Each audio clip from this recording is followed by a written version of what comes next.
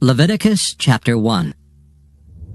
And the Lord called unto Moses, and spake unto him out of the tabernacle of the congregation, saying, Speak unto the children of Israel, and say unto them, If any man of you bring an offering unto the Lord, ye shall bring your offering of the cattle, even of the herd and of the flock. If his offering be a burnt sacrifice of the herd, let him offer a male without blemish. He shall offer it of his own voluntary will at the door of the tabernacle of the congregation before the Lord. And he shall put his hand upon the head of the burnt offering, and it shall be accepted for him to make atonement for him. And he shall kill the bullock before the Lord. And the priests, Aaron's sons, shall bring the blood, and sprinkle the blood round about upon the altar that is by the door of the tabernacle of the congregation. And he shall flay the burnt offering, and cut it into his pieces. And the sons of Aaron the priest shall put fire upon the altar, and lay the wood in order upon the fire. And the priests, Aaron's sons, shall lay the parts, the head and the fat, in order upon the wood that is on the fire, which is upon the altar. But his inwards and his legs shall he wash in water, and the priest shall burn all on the altar, to be a burnt sacrifice, an offering made by fire, of a sweet savor unto the Lord. And if his offering be of the flocks, namely of the sheep or of the goats, for a burnt sacrifice, he shall bring it a male without blemish. And he shall kill it on the side of the altar northward before the Lord.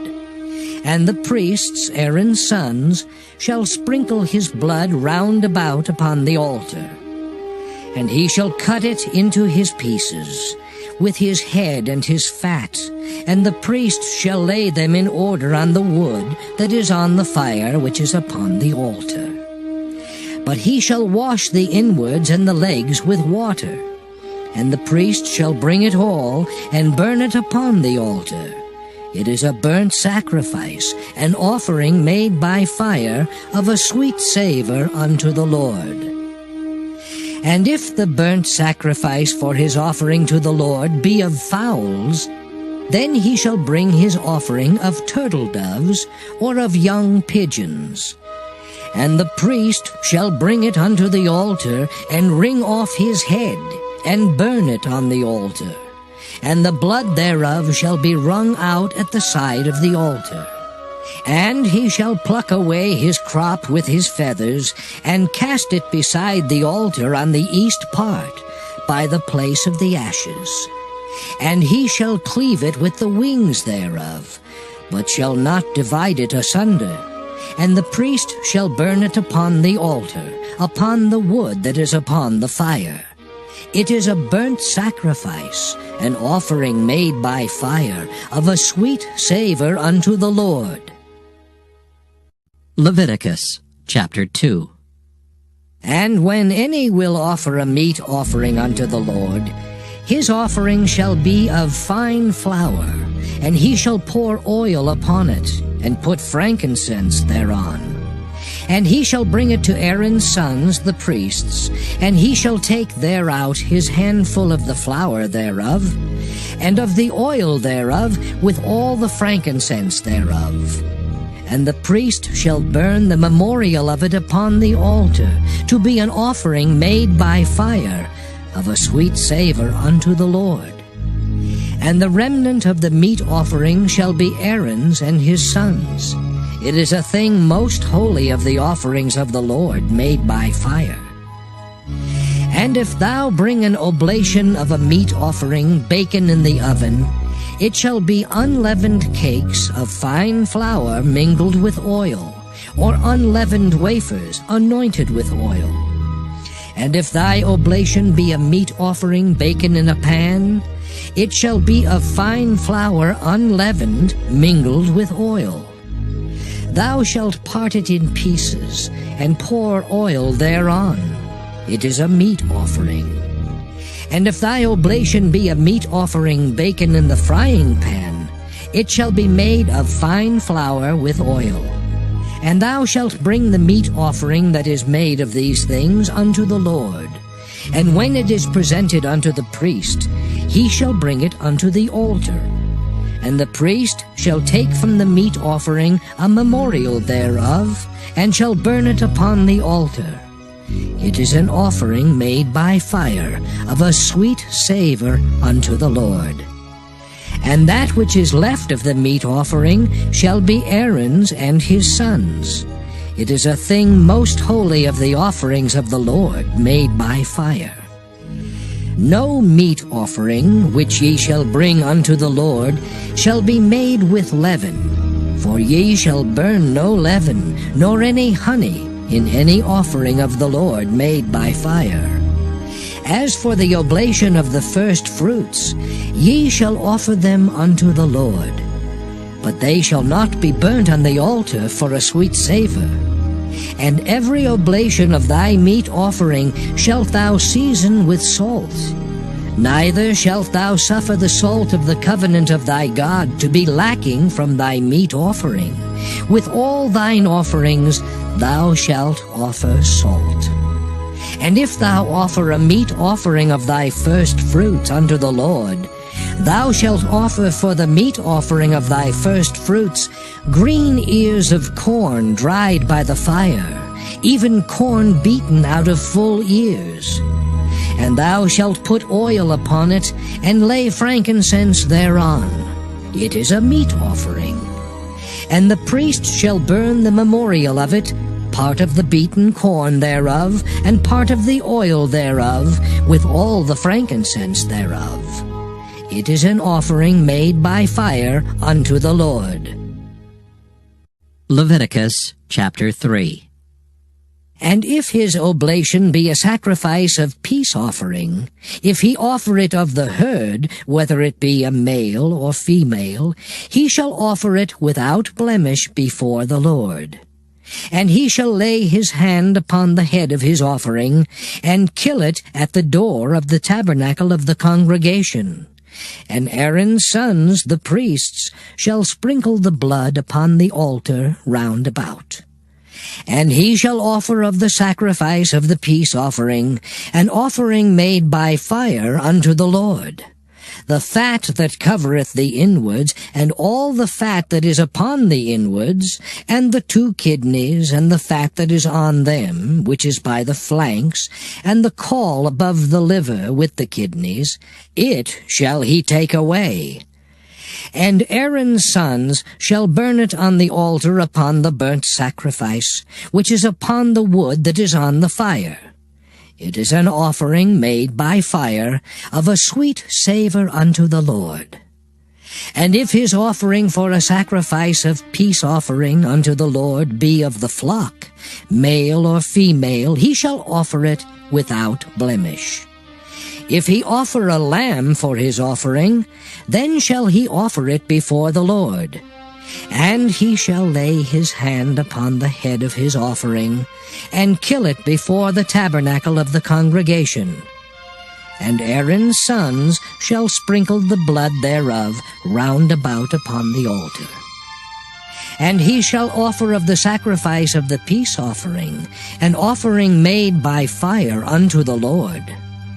The fat thereof, and the whole rump, it shall he take off hard by the backbone, and the fat that covereth the inwards, and all the fat that is upon the inwards.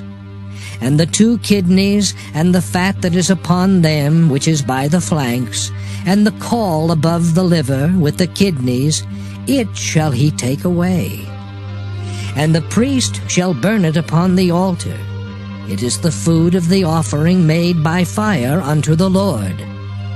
And if his offering be a goat, then he shall offer it before the Lord. And he shall lay his hand upon the head of it, and kill it before the tabernacle of the congregation. And the sons of Aaron shall sprinkle the blood thereof upon the altar round about. And he shall offer thereof his offering, even an offering made by fire unto the Lord. The fat that covereth the inwards, and all the fat that is upon the inwards, and the 2 kidneys, and the fat that is upon them, which is by the flanks, and the caul above the liver with the kidneys, it shall he take away. And the priest shall burn them upon the altar. It is the food of the offering made by fire, for a sweet savor. All the fat is the Lord's. It shall be a perpetual statute for your generations throughout all your dwellings, that ye eat neither fat nor blood. Leviticus chapter 4. And the Lord spake unto Moses, saying, Speak unto the children of Israel, saying, If a soul shall sin through ignorance against any of the commandments of the Lord concerning things which ought not to be done, and shall do against any of them, if the priest that is anointed do sin according to the sin of the people, then let him bring for his sin, which he hath sinned, a young bullock without blemish unto the Lord for a sin offering. And he shall bring the bullock unto the door of the tabernacle of the congregation before the Lord, and shall lay his hand upon the bullock's head, and kill the bullock before the Lord. And the priest that is anointed shall take of the bullock's blood, and bring it to the tabernacle of the congregation. And the priest shall dip his finger in the blood, and sprinkle of the blood 7 times before the Lord, before the veil of the sanctuary. And the priest shall put some of the blood upon the horns of the altar of sweet incense before the Lord, which is in the tabernacle of the congregation, and shall pour all the blood of the bullock at the bottom of the altar of the burnt offering, which is at the door of the tabernacle of the congregation. And he shall take off from it all the fat of the bullock for the sin offering, the fat that covereth the inwards, and all the fat that is upon the inwards, and the 2 kidneys, and the fat that is upon them, which is by the flanks, and the caul above the liver with the kidneys, it shall he take away. As it was taken off from the bullock of the sacrifice of peace offerings, and the priest shall burn them upon the altar of the burnt offering. And the skin of the bullock and all his flesh, with his head and with his legs, and his inwards and his dung, even the whole bullock shall he carry forth without the camp unto a clean place, where the ashes are poured out, and burn him on the wood with fire.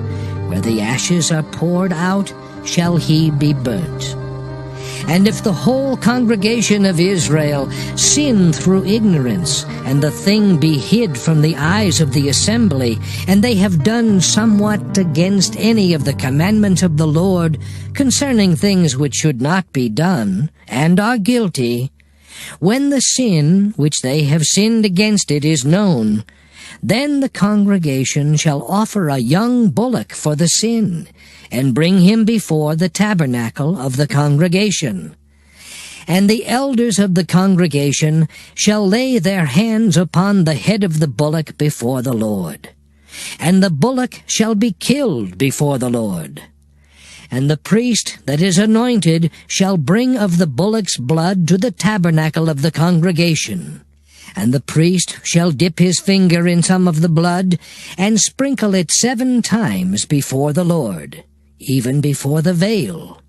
And he shall put some of the blood upon the horns of the altar which is before the Lord, that is in the tabernacle of the congregation, and shall pour out all the blood at the bottom of the altar of the burnt offering, which is at the door of the tabernacle of the congregation. And he shall take all his fat from him, and burn it upon the altar. And he shall do with the bullock as he did with the bullock for a sin offering, so shall he do with this. And the priest shall make an atonement for them, and it shall be forgiven them. And he shall carry forth the bullock without the camp, and burn him as he burned the first bullock. It is a sin offering for the congregation. When a ruler hath sinned, and done somewhat through ignorance against any of the commandments of the Lord his God, concerning things which should not be done, and is guilty, or if his sin, wherein he hath sinned, come to his knowledge, he shall bring his offering, a kid of the goats, a male without blemish. And he shall lay his hand upon the head of the goat, and kill it in the place where they kill the burnt offering before the Lord. It is a sin offering. And the priest shall take of the blood of the sin offering with his finger, and put it upon the horns of the altar of burnt offering, and shall pour out his blood at the bottom of the altar of burnt offering. And he shall burn all his fat upon the altar, as the fat of the sacrifice of peace offerings.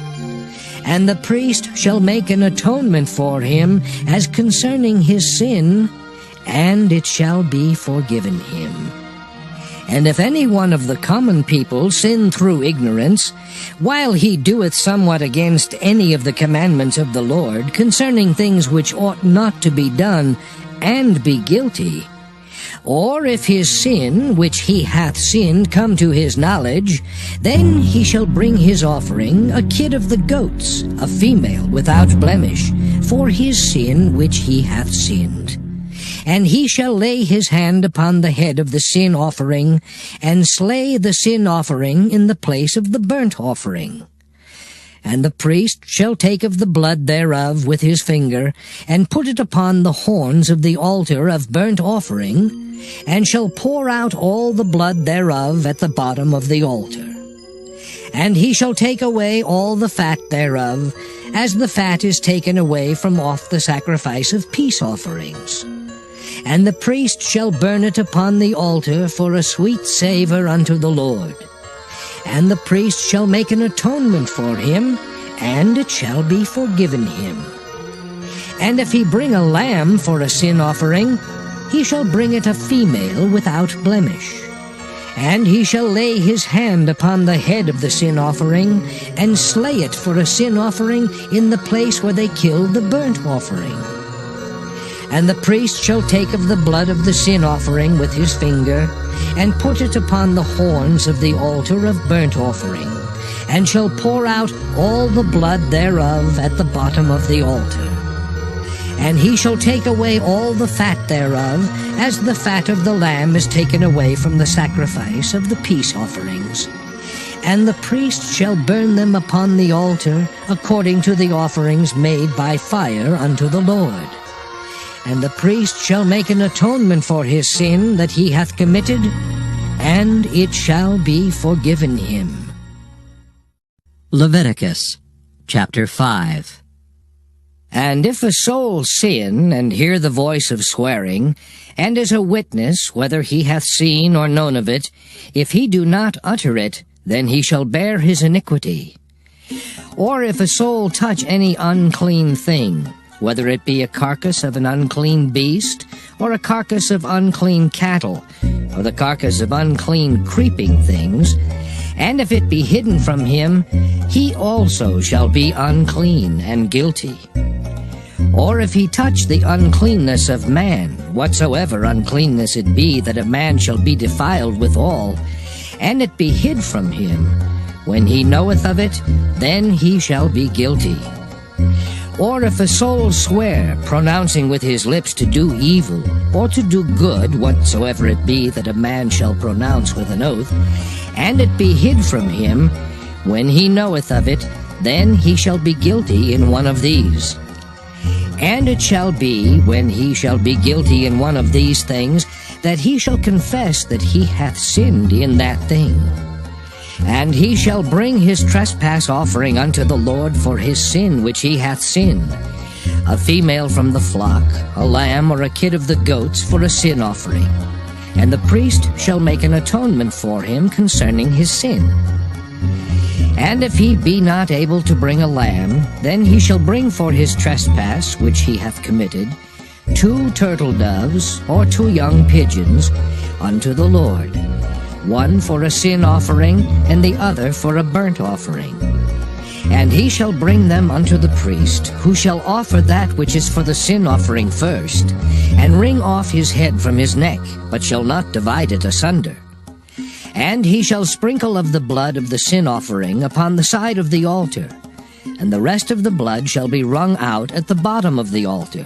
It is a sin offering. And he shall offer the second for a burnt offering according to the manner. And the priest shall make an atonement for him for his sin which he hath sinned, and it shall be forgiven him. But if he be not able to bring 2 turtle doves or 2 young pigeons, then he that sinned shall bring for his offering the 10th part of an ephah of fine flour for a sin offering. He shall put no oil upon it, neither shall he put any frankincense thereon, for it is a sin offering. Then shall he bring it to the priest, and the priest shall take his handful of it, even a memorial thereof, and burn it on the altar according to the offerings made by fire unto the Lord. It is a sin offering. And the priest shall make an atonement for him as touching his sin that he hath sinned in one of these, and it shall be forgiven him. And the remnant shall be the priest's as a meat offering. And the Lord spake unto Moses, saying, If a soul commit a trespass and sin through ignorance in the holy things of the Lord, then he shall bring for his trespass unto the Lord a ram without blemish out of the flocks, with thy estimation by shekels of silver, after the shekel of the sanctuary, for a trespass offering. And he shall make amends for the harm that he hath done in the holy thing, and shall add the 5th part thereto, and give it unto the priest. And the priest shall make an atonement for him with the ram of the trespass offering, and it shall be forgiven him. And if a soul sin, and commit any of these things which are forbidden to be done by the commandments of the Lord, though he wist it not, yet is he guilty, and shall bear his iniquity. And he shall bring a ram without blemish out of the flock, with thy estimation for a trespass offering unto the priest. And the priest shall make an atonement for him concerning his ignorance wherein he erred, and wist it not, and it shall be forgiven him. It is a trespass offering. He hath certainly trespassed against the Lord. Leviticus chapter 6. And the Lord spake unto Moses, saying, If a soul sin and commit a trespass against the Lord, and lie unto his neighbor in that which was delivered him to keep, or in fellowship, or in a thing taken away by violence, or hath deceived his neighbor, or hath found that which was lost, and lieth concerning it, and sweareth falsely, in any of all these that a man doeth, sinning therein, then it shall be, because he hath sinned and is guilty, that he shall restore that which he took violently away, or the thing which he hath deceitfully gotten, or that which was delivered him to keep, or the lost thing which he found, or all that about which he hath sworn falsely. He shall even restore it in the principal, and shall add the 5th part more thereto, and give it unto him to whom it appertaineth, in the day of his trespass offering. And he shall bring his trespass offering unto the Lord, a ram without blemish out of the flock, with thy estimation for a trespass offering unto the priest. And the priest shall make an atonement for him before the Lord, and it shall be forgiven him for anything of all that he hath done in trespassing therein. And the Lord spake unto Moses, saying, Command Aaron and his sons, saying, This is the law of the burnt offering.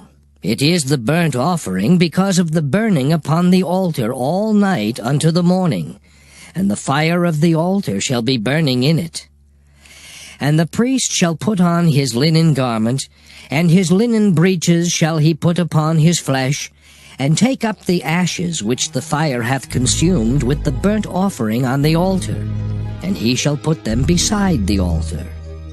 And he shall put off his garments, and put on other garments, and carry forth the ashes without the camp unto a clean place. And the fire upon the altar shall be burning in it, it shall not be put out. And the priest shall burn wood on it every morning, and lay the burnt offering in order upon it. And he shall burn thereon the fat of the peace offerings. The fire shall ever be burning upon the altar, it shall never go out. And this is the law of the meat offering. The sons of Aaron shall offer it before the Lord, before the altar.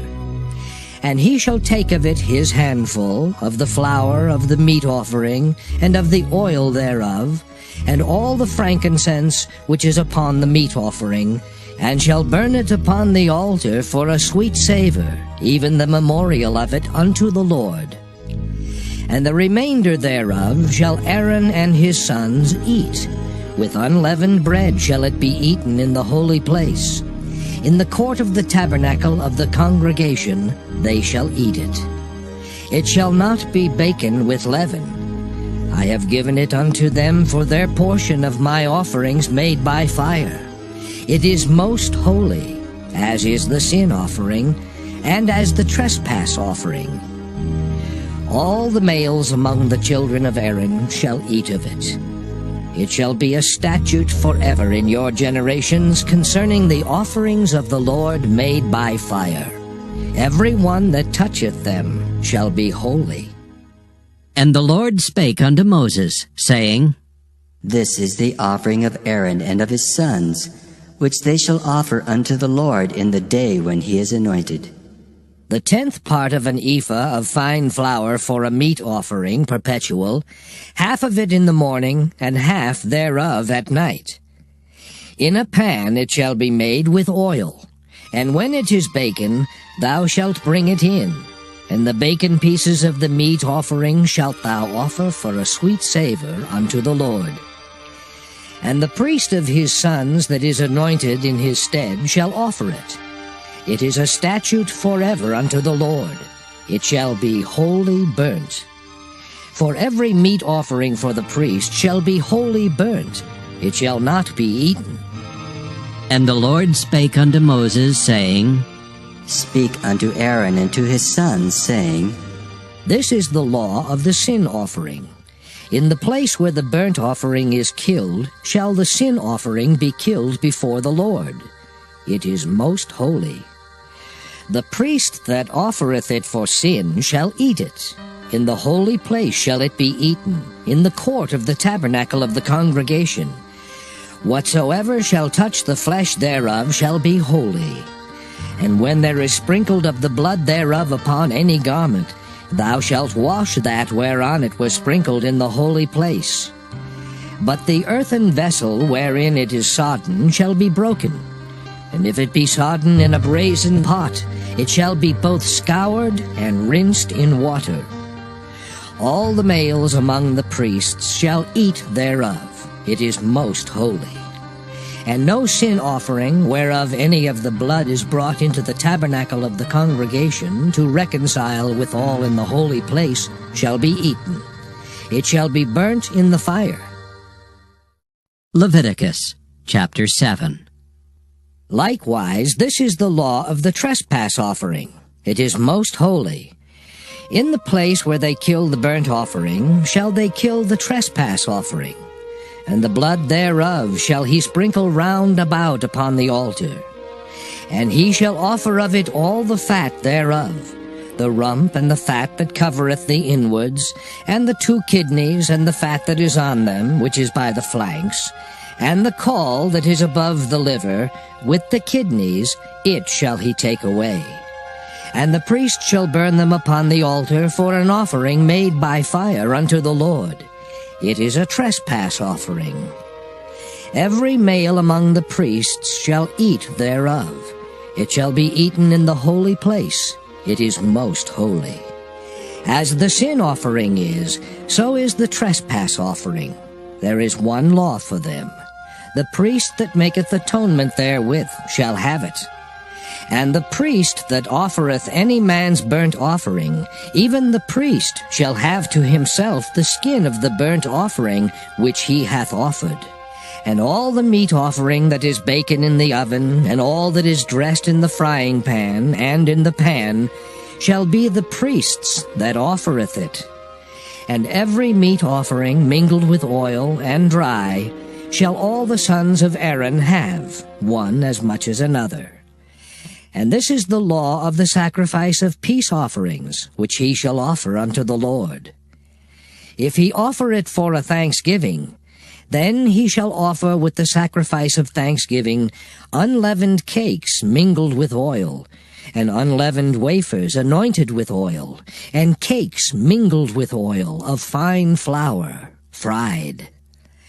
Besides the cakes, he shall offer for his offering leavened bread with the sacrifice of thanksgiving of his peace offerings. And of it he shall offer one out of the whole oblation for an heave offering unto the Lord. And it shall be the priest's that sprinkleth the blood of the peace offerings. And the flesh of the sacrifice of his peace offerings for thanksgiving shall be eaten the same day that it is offered. He shall not leave any of it until the morning. But if the sacrifice of his offering be a vow, or a voluntary offering, it shall be eaten the same day that he offereth his sacrifice, and on the morrow also the remainder of it shall be eaten. But the remainder of the flesh of the sacrifice on the third day shall be burnt with fire. And if any of the flesh of the sacrifice of his peace offerings be eaten at all on the third day, it shall not be accepted, neither shall it be imputed unto him that offereth it. It shall be an abomination, and the soul that eateth of it shall bear his iniquity. And the flesh that toucheth any unclean thing shall not be eaten. It shall be burnt with fire. And as for the flesh, all that be clean shall eat thereof. But the soul that eateth of the flesh of the sacrifice of peace offerings, that pertain unto the Lord, having his uncleanness upon him, even that soul shall be cut off from his people. Moreover, the soul that shall touch any unclean thing, as the uncleanness of man, or any unclean beast, or any abominable unclean thing, and eat of the flesh of the sacrifice of peace offerings, which pertain unto the Lord, even that soul shall be cut off from his people. And the Lord spake unto Moses, saying, Speak unto the children of Israel, saying, Ye shall eat no manner of fat, of ox, or of sheep, or of goat. And the fat of the beast that dieth of itself, and the fat of that which is torn with beasts, may be used in any other use, but ye shall in no wise eat of it. For whosoever eateth the fat of the beast, of which men offer an offering made by fire unto the Lord, even the soul that eateth it shall be cut off from his people. Moreover, ye shall eat no manner of blood, whether it be of fowl or of beast, in any of your dwellings. Whatsoever soul it be that eateth any manner of blood, even that soul shall be cut off from his people.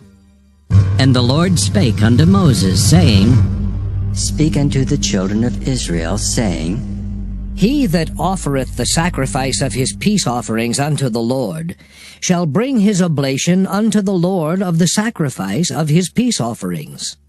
His own hands shall bring the offerings of the Lord made by fire.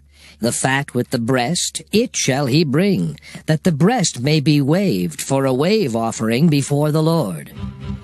And the priest shall burn the fat upon the altar, but the breast shall be Aaron's and his sons'. And the right shoulder shall ye give unto the priest for an heave offering of the sacrifices of your peace offerings. He among the sons of Aaron that offereth the blood of the peace offerings and the fat shall have the right shoulder for his part. For the wave breast and the heave shoulder have I taken of the children of Israel from off the sacrifices of their peace offerings, and have given them unto Aaron the priest and unto his sons by a statute forever from among the children of Israel. This is the portion of the anointing of Aaron, and of the anointing of his sons, out of the offerings of the Lord, made by fire in the day when he presented them to minister unto the Lord in the priest's office. which the Lord commanded to be given them of the children of Israel in the day that he anointed them, by a statute forever throughout their generations.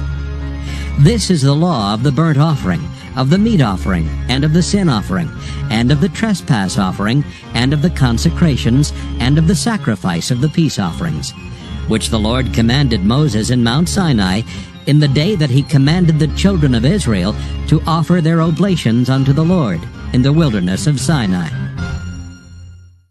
Leviticus chapter 8. And the Lord spake unto Moses, saying, Take Aaron and his sons with him, and the garments and the anointing oil, and a bullock for the sin offering, and 2 rams and a basket of unleavened bread. And gather thou all the congregation together unto the door of the tabernacle of the congregation. And Moses did as the Lord commanded him. And the assembly was gathered together unto the door of the tabernacle of the congregation. And Moses said unto the congregation, This is the thing which the Lord commanded to be done. And Moses brought Aaron and his sons, and washed them with water. And he put upon him the coat, and girded him with the girdle, and clothed him with the robe, and put the ephod upon him. And he girded him with the curious girdle of the ephod, and bound it unto him therewith. And he put the breastplate upon him. Also he put in the breastplate the Urim and the Thummim. And he put the mitre upon his head. Also upon the mitre, even upon his forefront, did he put the golden plate, the holy crown, as the Lord commanded Moses. And Moses took the anointing oil, and anointed the tabernacle and all that was therein, and sanctified them. And he sprinkled thereof upon the altar 7 times, and anointed the altar and all his vessels, both the laver and his foot, to sanctify them. And he poured of the anointing oil upon Aaron's head, and anointed him to sanctify him. And Moses brought Aaron's sons, and put coats upon them, and girded them with girdles, and put bonnets upon them, as the Lord commanded Moses. And he brought the bullock for the sin offering, and Aaron and his sons laid their hands upon the head of the bullock for the sin offering. And he slew it, and Moses took the blood, and put it upon the horns of the altar round about with his finger, and purified the altar, and poured the blood at the bottom of the altar, and sanctified it, to make reconciliation upon it. And he took all the fat that was upon the inwards, and the caul above the liver, and the 2 kidneys and their fat, and Moses burned it upon the altar. But the bullock and his hide, his flesh and his dung, he burnt with fire without the camp, as the Lord commanded Moses.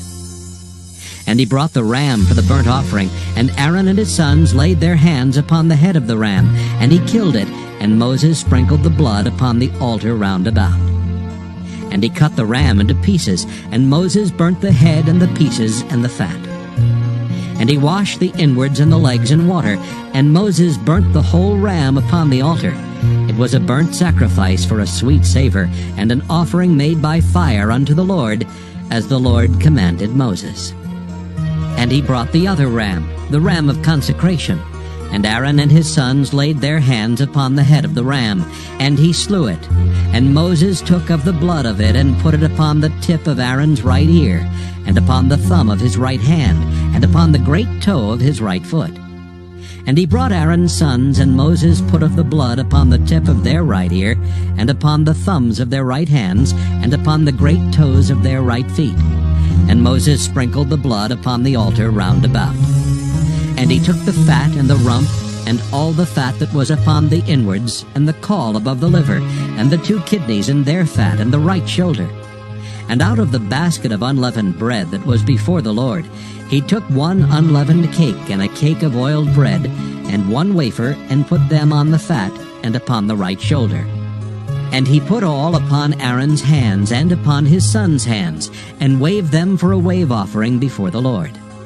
And Moses took them from off their hands, and burnt them on the altar upon the burnt offering. They were consecrations for a sweet savor. It is an offering made by fire unto the Lord. And Moses took the breast, and waved it for a wave offering before the Lord. For of the ram of consecration it was Moses' part, as the Lord commanded Moses. And Moses took of the anointing oil, and of the blood which was upon the altar, and sprinkled it upon Aaron, and upon his garments, and upon his sons, and upon his sons' garments with him.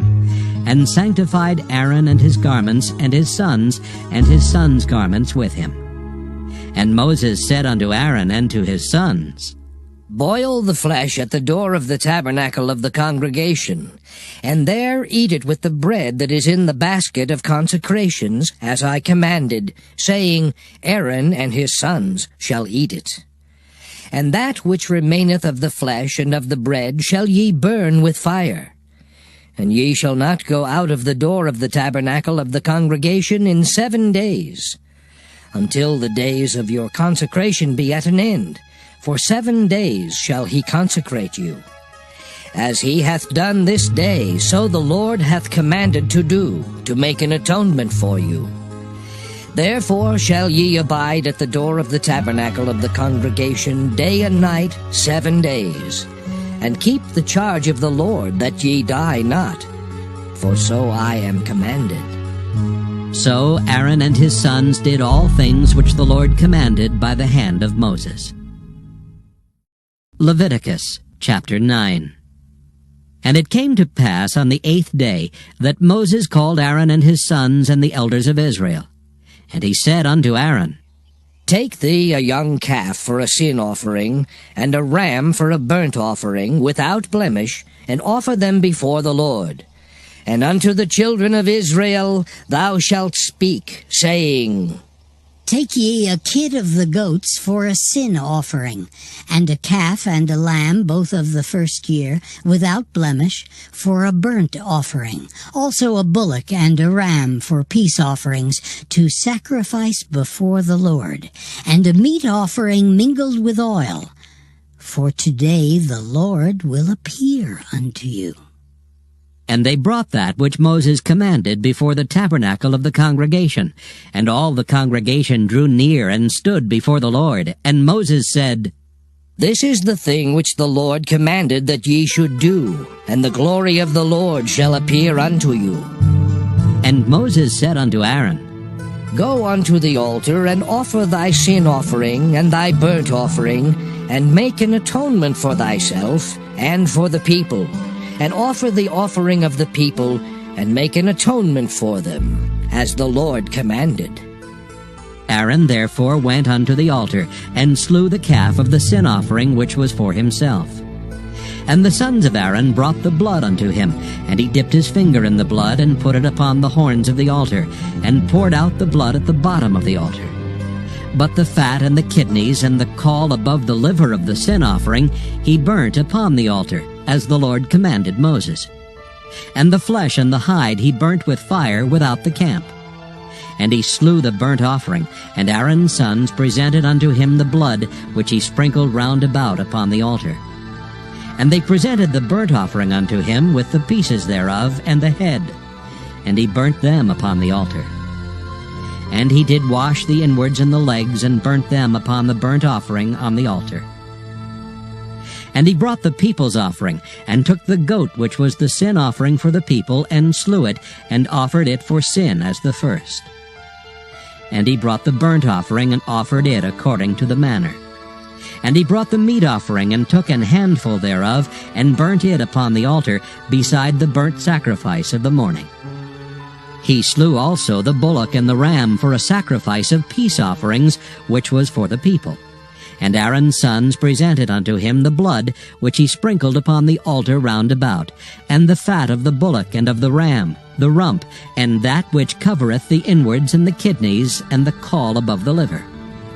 And they put the fat upon the breasts, and he burnt the fat upon the altar. And the breasts and the right shoulder Aaron waved for a wave offering before the Lord, as Moses commanded. And Aaron lifted up his hand toward the people, and blessed them, and came down from offering of the sin offering, and the burnt offering, and peace offerings. And Moses and Aaron went into the tabernacle of the congregation, and came out and blessed the people, and the glory of the Lord appeared unto all the people. And there came a fire out from before the Lord, and consumed upon the altar the burnt offering and the fat, which when all the people saw, they shouted, and fell on their faces. Leviticus chapter 10. And Nadab and Abihu the sons of Aaron took either of them his censer, and put fire therein, and put incense thereon, and offered strange fire before the Lord, which he commanded them not. And there went out fire from the Lord, and devoured them, and they died before the Lord. Then Moses said unto Aaron, This is it that the Lord spake, saying, I will be sanctified in them that come nigh me, and before all the people I will be glorified. And Aaron held his peace. And Moses called Mishael and Elzaphan, the sons of Uzziel, the uncle of Aaron, and said unto them, Come near, carry your brethren from before the sanctuary out of the camp. So they went near and carried them in their coats out of the camp, as Moses had said. And Moses said unto Aaron, and unto Eleazar, and unto Ithamar his sons, Uncover not your heads, neither rend your clothes, lest ye die, and lest wrath come upon all the people. But let your brethren, the whole house of Israel, bewail the burning which the Lord hath kindled. And ye shall not go out from the door of the tabernacle of the congregation, lest ye die. For the anointing oil of the Lord is upon you. And they did according to the word of Moses. And the Lord spake unto Aaron, saying, Do not drink wine nor strong drink, thou nor thy sons with thee, when ye go into the tabernacle of the congregation, lest ye die. It shall be a statute forever throughout your generations, and that ye may put difference between holy and unholy, and between unclean and clean, and that ye may teach the children of Israel all the statutes which the Lord has spoken unto them by the hand of Moses. And Moses spake unto Aaron, and unto Eleazar, and unto Ithamar his sons that were left, Take the meat offering that remaineth of the offerings of the Lord made by fire, and eat it without leaven beside the altar, for it is most holy. And ye shall eat it in the holy place, because it is thy due, and thy son's due, of the sacrifices of the Lord made by fire, for so I am commanded. And the wave breast and heave shoulder shall ye eat in a clean place, thou and thy sons and thy daughters with thee, for they be thy due, and thy sons' due, which are given out of the sacrifices of peace offerings of the children of Israel. The heave shoulder and the wave breast shall they bring with the offerings made by fire of the fat, to wave it for a wave offering before the Lord. And it shall be thine and thy sons with thee, by a statute forever, as the Lord hath commanded. And Moses diligently sought the goat of the sin offering, and behold, it was burnt. And he was angry with Eleazar and Ithamar, the sons of Aaron, which were left alive, saying, Wherefore have ye not eaten the sin offering in the holy place, seeing it is most holy? And God hath given it you to bear the iniquity of the congregation, to make atonement for them before the Lord. Behold, the blood of it was not brought in within the holy place. Ye should indeed have eaten it in the holy place, as I commanded. And Aaron said unto Moses, Behold, this day have they offered their sin offering and their burnt offering before the Lord, and such things have befallen me. And if I had eaten the sin offering today, should it have been accepted in the sight of the Lord? And when Moses heard that, he was content. Leviticus chapter 11. And the Lord spake unto Moses and to Aaron, saying unto them, Speak unto the children of Israel, saying, These are the beasts which ye shall eat among all the beasts that are on the earth. Whatsoever parteth the hoof, and is cloven-footed, and cheweth the cud among the beasts, that shall ye eat. Nevertheless, these shall ye not eat of them that chew the cud, or of them that divide the hoof, as the camel, because he cheweth the cud, but divideth not the hoof. He is unclean unto you. And the coney, because he cheweth the cud, but divideth not the hoof. He is unclean unto you. And the hare, because he cheweth the cud, but divideth not the hoof. He is unclean unto you. And the swine, though he divide the hoof, and be cloven-footed, yet he cheweth not the cud. He is unclean to you. Of their flesh shall ye not eat, and their carcass shall ye not touch. They are unclean to you. These shall ye eat of all that are in the waters. Whatsoever hath fins and scales in the waters, in the seas and in the rivers, them shall ye eat.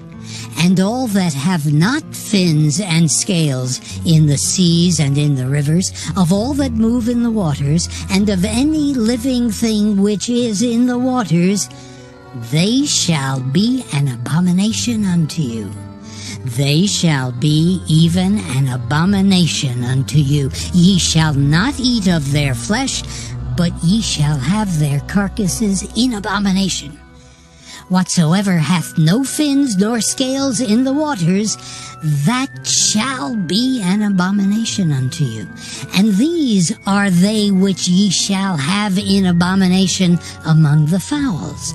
They shall not be eaten, they are an abomination, the eagle, and the ossifrage, and the osprey, and the vulture, and the kite after his kind, every raven after his kind, and the owl, and the nighthawk, and the cuckoo, and the hawk after his kind, and the little owl, and the cormorant, and the great owl, and the swan, and the pelican, and the gyre eagle, and the stork, the heron after her kind, and the lapwing, and the bat. All fowls that creep, going upon all four, shall be an abomination unto you. Yet these may ye eat of every flying, creeping thing that goeth upon all four, which have legs above their feet to leap withal upon the earth. Even these of them ye may eat, the locust after his kind, and the bald locust after his kind, and the beetle after his kind, and the grasshopper after his kind. But all other flying, creeping things which have 4 feet shall be an abomination unto you. And for these ye shall be unclean. Whosoever toucheth the carcass of them shall be unclean until the even. And whosoever beareth aught of the carcass of them shall wash his clothes and be unclean until the even. The carcasses of every beast which divideth the hoof, and is not cloven-footed, nor cheweth the cud, are unclean unto you. Every one that toucheth them shall be unclean. And whatsoever goeth upon his paws among all manner of beasts that go on all 4, those are unclean unto you. Whoso toucheth their carcass shall be unclean until the even.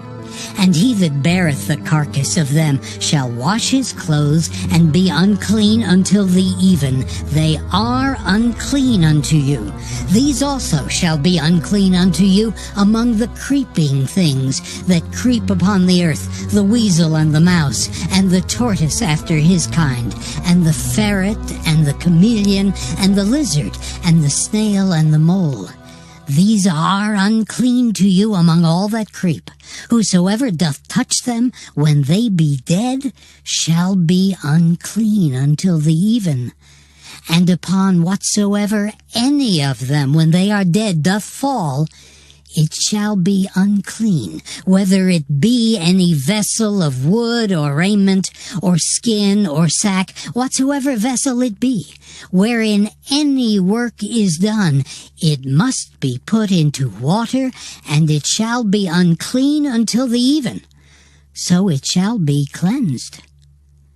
And every earthen vessel whereinto any of them falleth, whatsoever is in it shall be unclean, and ye shall break it.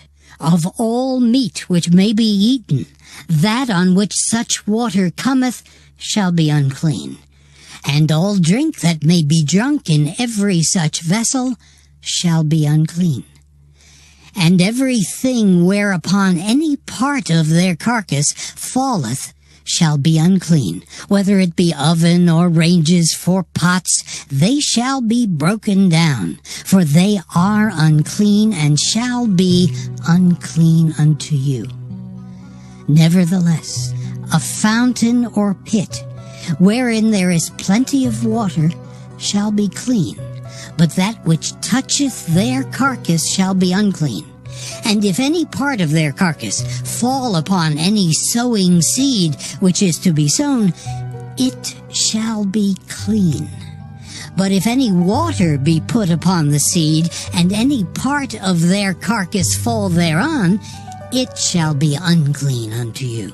And if any beast of which ye may eat die, he that toucheth the carcass thereof shall be unclean until the even.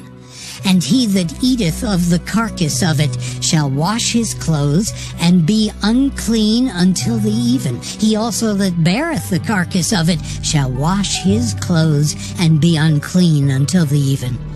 And every creeping thing that creepeth upon the earth shall be an abomination. It shall not be eaten.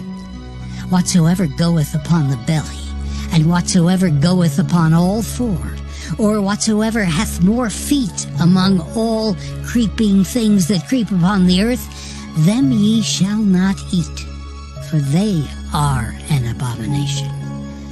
Ye shall not make yourselves abominable with any creeping thing that creepeth, neither shall ye make yourselves unclean with them, that ye should be defiled thereby. For I am the Lord your God. Ye shall therefore sanctify yourselves, and ye shall be holy, for I am holy. Neither shall ye defile yourselves with any manner of creeping thing that creepeth upon the earth. For I am the Lord that bringeth you up out of the land of Egypt to be your God. Ye shall therefore be holy, for I am holy. This is the law of the beasts and of the fowl, and of every living creature that moveth in the waters, and of every creature that creepeth upon the earth, to make a difference between the unclean and the clean, and between the beast that may be eaten and the beast that may not be eaten. Leviticus chapter 12. And the Lord spake unto Moses, saying, Speak unto the children of Israel, saying, If a woman have conceived seed and born a man-child, then she shall be unclean 7 days. According to the days of the separation for her infirmity shall she be unclean. And in the 8th day the flesh of his foreskin shall be circumcised. And she shall then continue in the blood of her purifying 33 days. She shall touch no hallowed thing, nor come into the sanctuary until the days of her purifying be fulfilled. But if she bear a maid child, then she shall be unclean 2 weeks, as in her separation, and she shall continue in the blood of her purifying 66 days. And when the days of her purifying are fulfilled, for a son or for a daughter, she shall bring a lamb of the 1st year for a burnt offering, and a young pigeon or a turtle dove for a sin offering unto the door of the tabernacle of the congregation, unto the priest, who shall offer it before the Lord, and make an atonement for her, and she shall be cleansed from the issue of her blood. This is the law for her that hath borne a male or a female. And if she be not able to bring a lamb, then she shall bring 2 turtles, or 2 young pigeons, the one for the burnt offering, and the other for a sin offering. And the priest shall make an atonement for her, and she shall be clean. Leviticus chapter 13. And the Lord spake unto Moses and Aaron, saying, When a man shall have in the skin of his flesh a rising, a scab or bright spot, and it be in the skin of his flesh like the plague of leprosy, then he shall be brought unto Aaron the priest, or unto one of his sons the priests. And the priest shall look on the plague in the skin of the flesh, and when the hair in the plague is turned white, and the plague in sight be deeper than the skin of his flesh, it is a plague of leprosy, and the priest shall look on him and pronounce him unclean. If the bright spot be white in the skin of his flesh, and in sight be not deeper than the skin, and the hair thereof be not turned white, then the priest shall shut up him that hath the plague 7 days. And the priest shall look on him the 7th day, and behold, if the plague in his sight be at a stay, and the plague spread not in the skin, then the priest shall shut him up 7 days more. And the priest shall look on him again the 7th day, and behold, if the plague be somewhat dark, and the plague spread not in the skin, the priest shall pronounce him clean. It is but a scab, and he shall wash his clothes and be clean. But if the scab spread much abroad in the skin, after that he hath been seen of the priest for his cleansing, he shall be seen of the priest again. And if the priest see that, behold, the scab spreadeth in the skin, then the priest shall pronounce him unclean. It is a leprosy. When the plague of leprosy is in a man, then he shall be brought unto the priest. And the priest shall see him, and behold, if the rising be white in the skin, and it have turned the hair white, and there be quick raw flesh in the rising, it is an old leprosy in the skin of his flesh, and the priest shall pronounce him unclean, and shall not shut him up, for he is unclean. And if a leprosy break out abroad in the skin, and the leprosy cover all the skin of him that hath the plague, from his head even to his foot, wheresoever the priest looketh, then the priest shall consider. And behold, if the leprosy have covered all his flesh, he shall pronounce him clean that hath the plague. It is all turned white, he is clean. But when raw flesh appeareth in him, he shall be unclean. And the priest shall see the raw flesh, and pronounce him to be unclean. For the raw flesh is unclean, it is a leprosy. Or if the raw flesh turn again, and be changed unto white, he shall come unto the priest. And the priest shall see him, and behold, if the plague be turned into white, then the priest shall pronounce him clean that hath the plague. He is clean. The flesh also, in which even in the skin thereof was a boil, and is healed, and in the place of the boil there be a white rising, or a bright spot, white and somewhat reddish, and it be showed to the priest. And if, when the priest seeth it, behold, it be in sight lower than the skin, and the hair thereof be turned white, the priest shall pronounce him unclean. It is a plague of leprosy broken out of the boil. But if the priest look on it, and behold, there be no white hairs therein, and if it be not lower than the skin, but be somewhat dark, then the priest shall shut him up 7 days. And if it spread much abroad in the skin, then the priest shall pronounce him unclean. It is a plague. But if the bright spot stay in his place and spread not, it is a burning boil, and the priest shall pronounce him clean.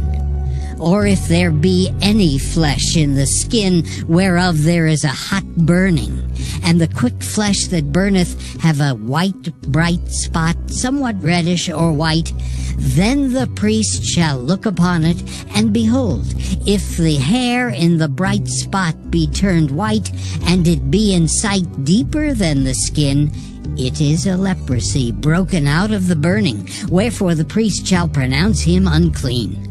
It is the plague of leprosy. But if the priest look on it, and behold, there be no white hair in the bright spot, and it be no lower than the other skin, but be somewhat dark, then the priest shall shut him up 7 days. And the priest shall look upon him the 7th day, and if it be spread much abroad in the skin, then the priest shall pronounce him unclean. It is the plague of leprosy. And if the bright spot stay in his place, and spread not in the skin, but it be somewhat dark, it is a rising of the burning, and the priest shall pronounce him clean, for it is an inflammation of the burning. If a man or woman have a plague upon the head or the beard, then the priest shall see the plague, and behold, if it be in sight deeper than the skin, and there be in it a yellow thin hair, then the priest shall pronounce him unclean. It is a dry skull, even a leprosy upon the head or beard. And if the priest look on the plague of the skull, and behold, it be not in sight deeper than the skin, and that there is no black hair in it, then the priest shall shut up him that hath the plague of the skull 7 days.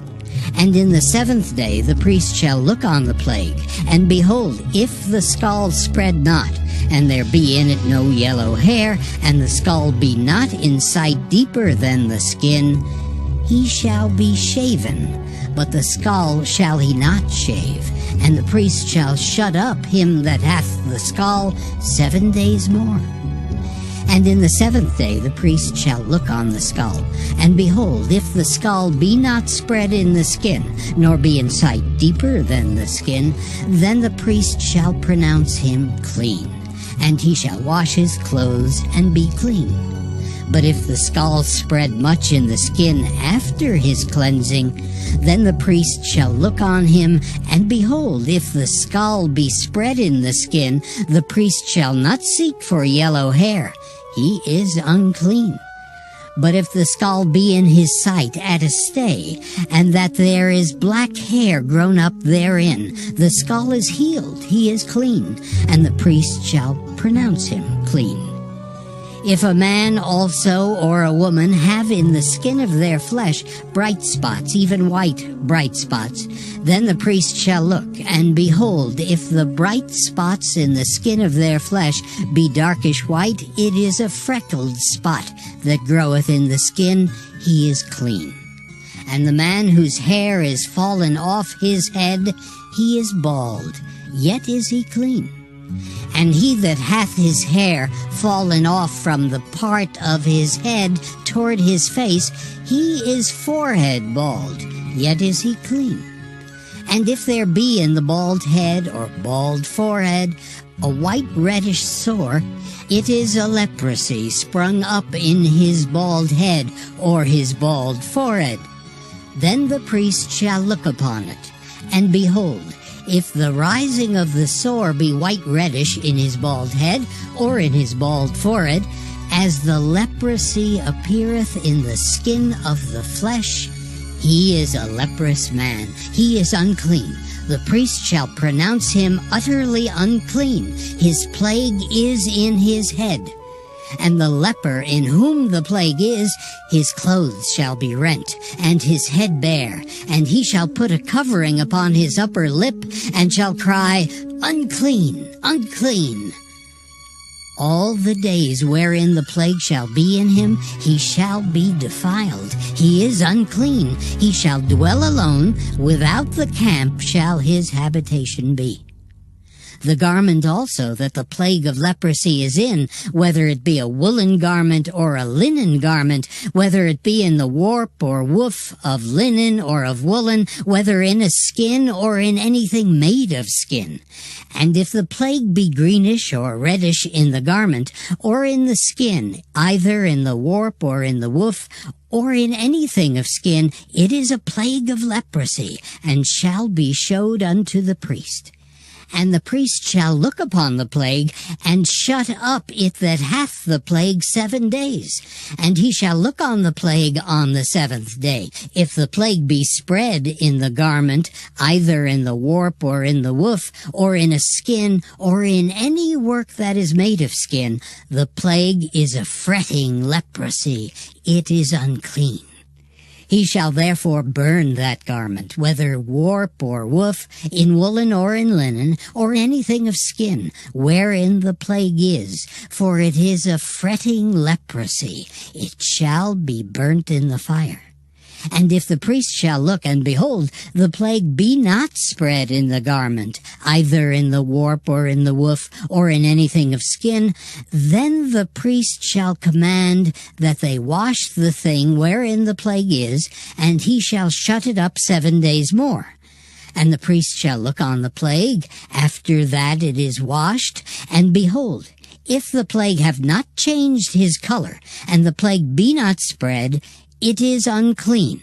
Thou shalt burn it in the fire. It is fret inward, whether it be bare within or without. And if the priest look, and behold, the plague be somewhat dark after the washing of it, then he shall rend it out of the garment, or out of the skin, or out of the warp, or out of the woof.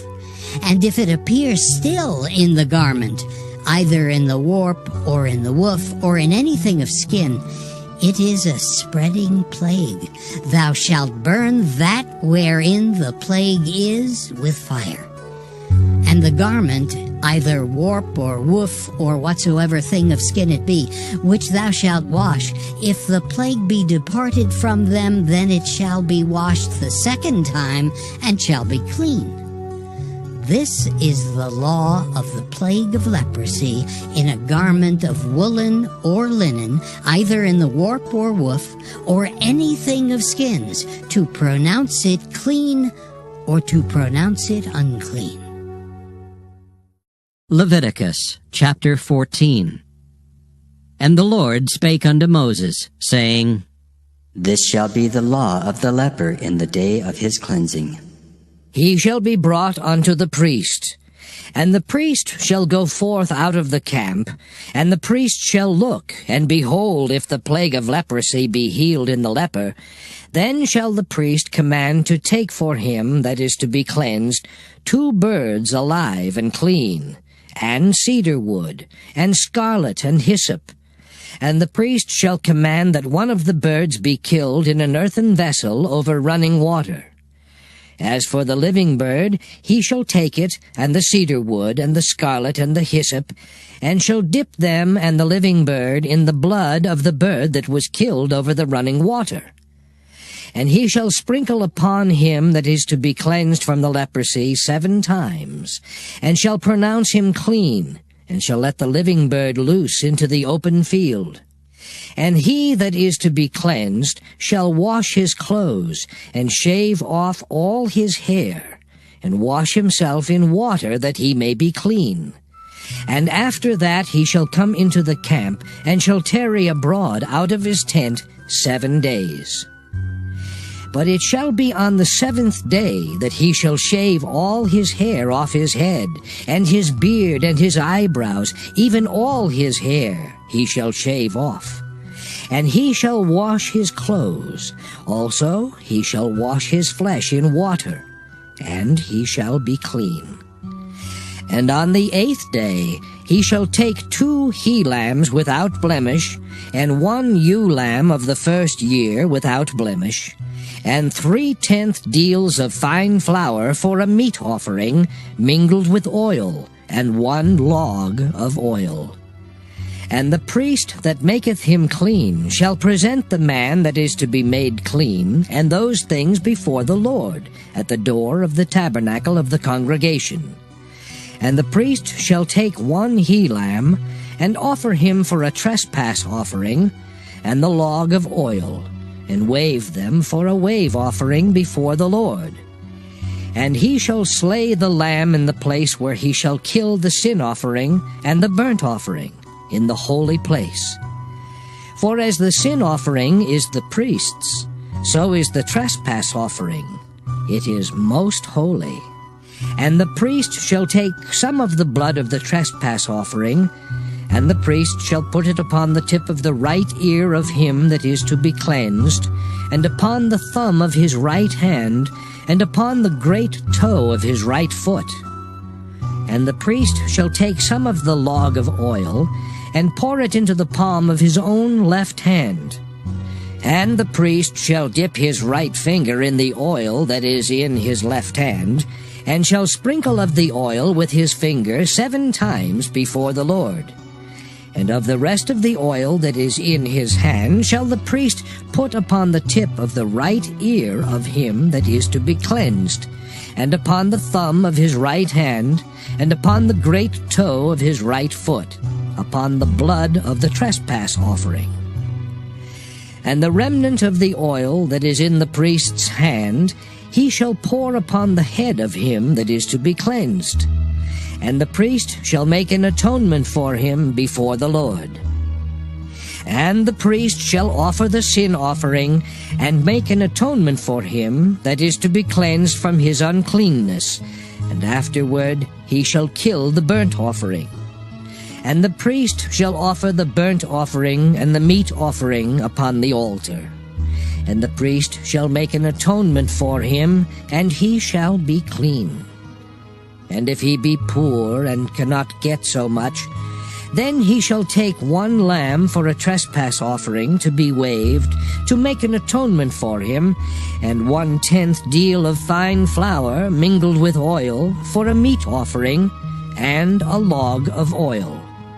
And 2 turtle doves, or 2 young pigeons, such as he is able to get, and the one shall be a sin offering, and the other a burnt offering. And he shall bring them on the 8th day for his cleansing unto the priest, unto the door of the tabernacle of the congregation before the Lord. And the priest shall take the lamb of the trespass offering, and the log of oil, and the priest shall wave them for a wave offering before the Lord. And he shall kill the lamb of the trespass offering, and the priest shall take some of the blood of the trespass offering, and put it upon the tip of the right ear of him that is to be cleansed, and upon the thumb of his right hand, and upon the great toe of his right foot. And the priest shall pour of the oil into the palm of his own left hand. And the priest shall sprinkle with his right finger some of the oil that is in his left hand 7 times before the Lord. And the priest shall put of the oil that is in his hand upon the tip of the right ear of him that is to be cleansed, and upon the thumb of his right hand, and upon the great toe of his right foot, upon the place of the blood of the trespass offering. And the rest of the oil that is in the priest's hand he shall put upon the head of him that is to be cleansed, to make an atonement for him before the Lord.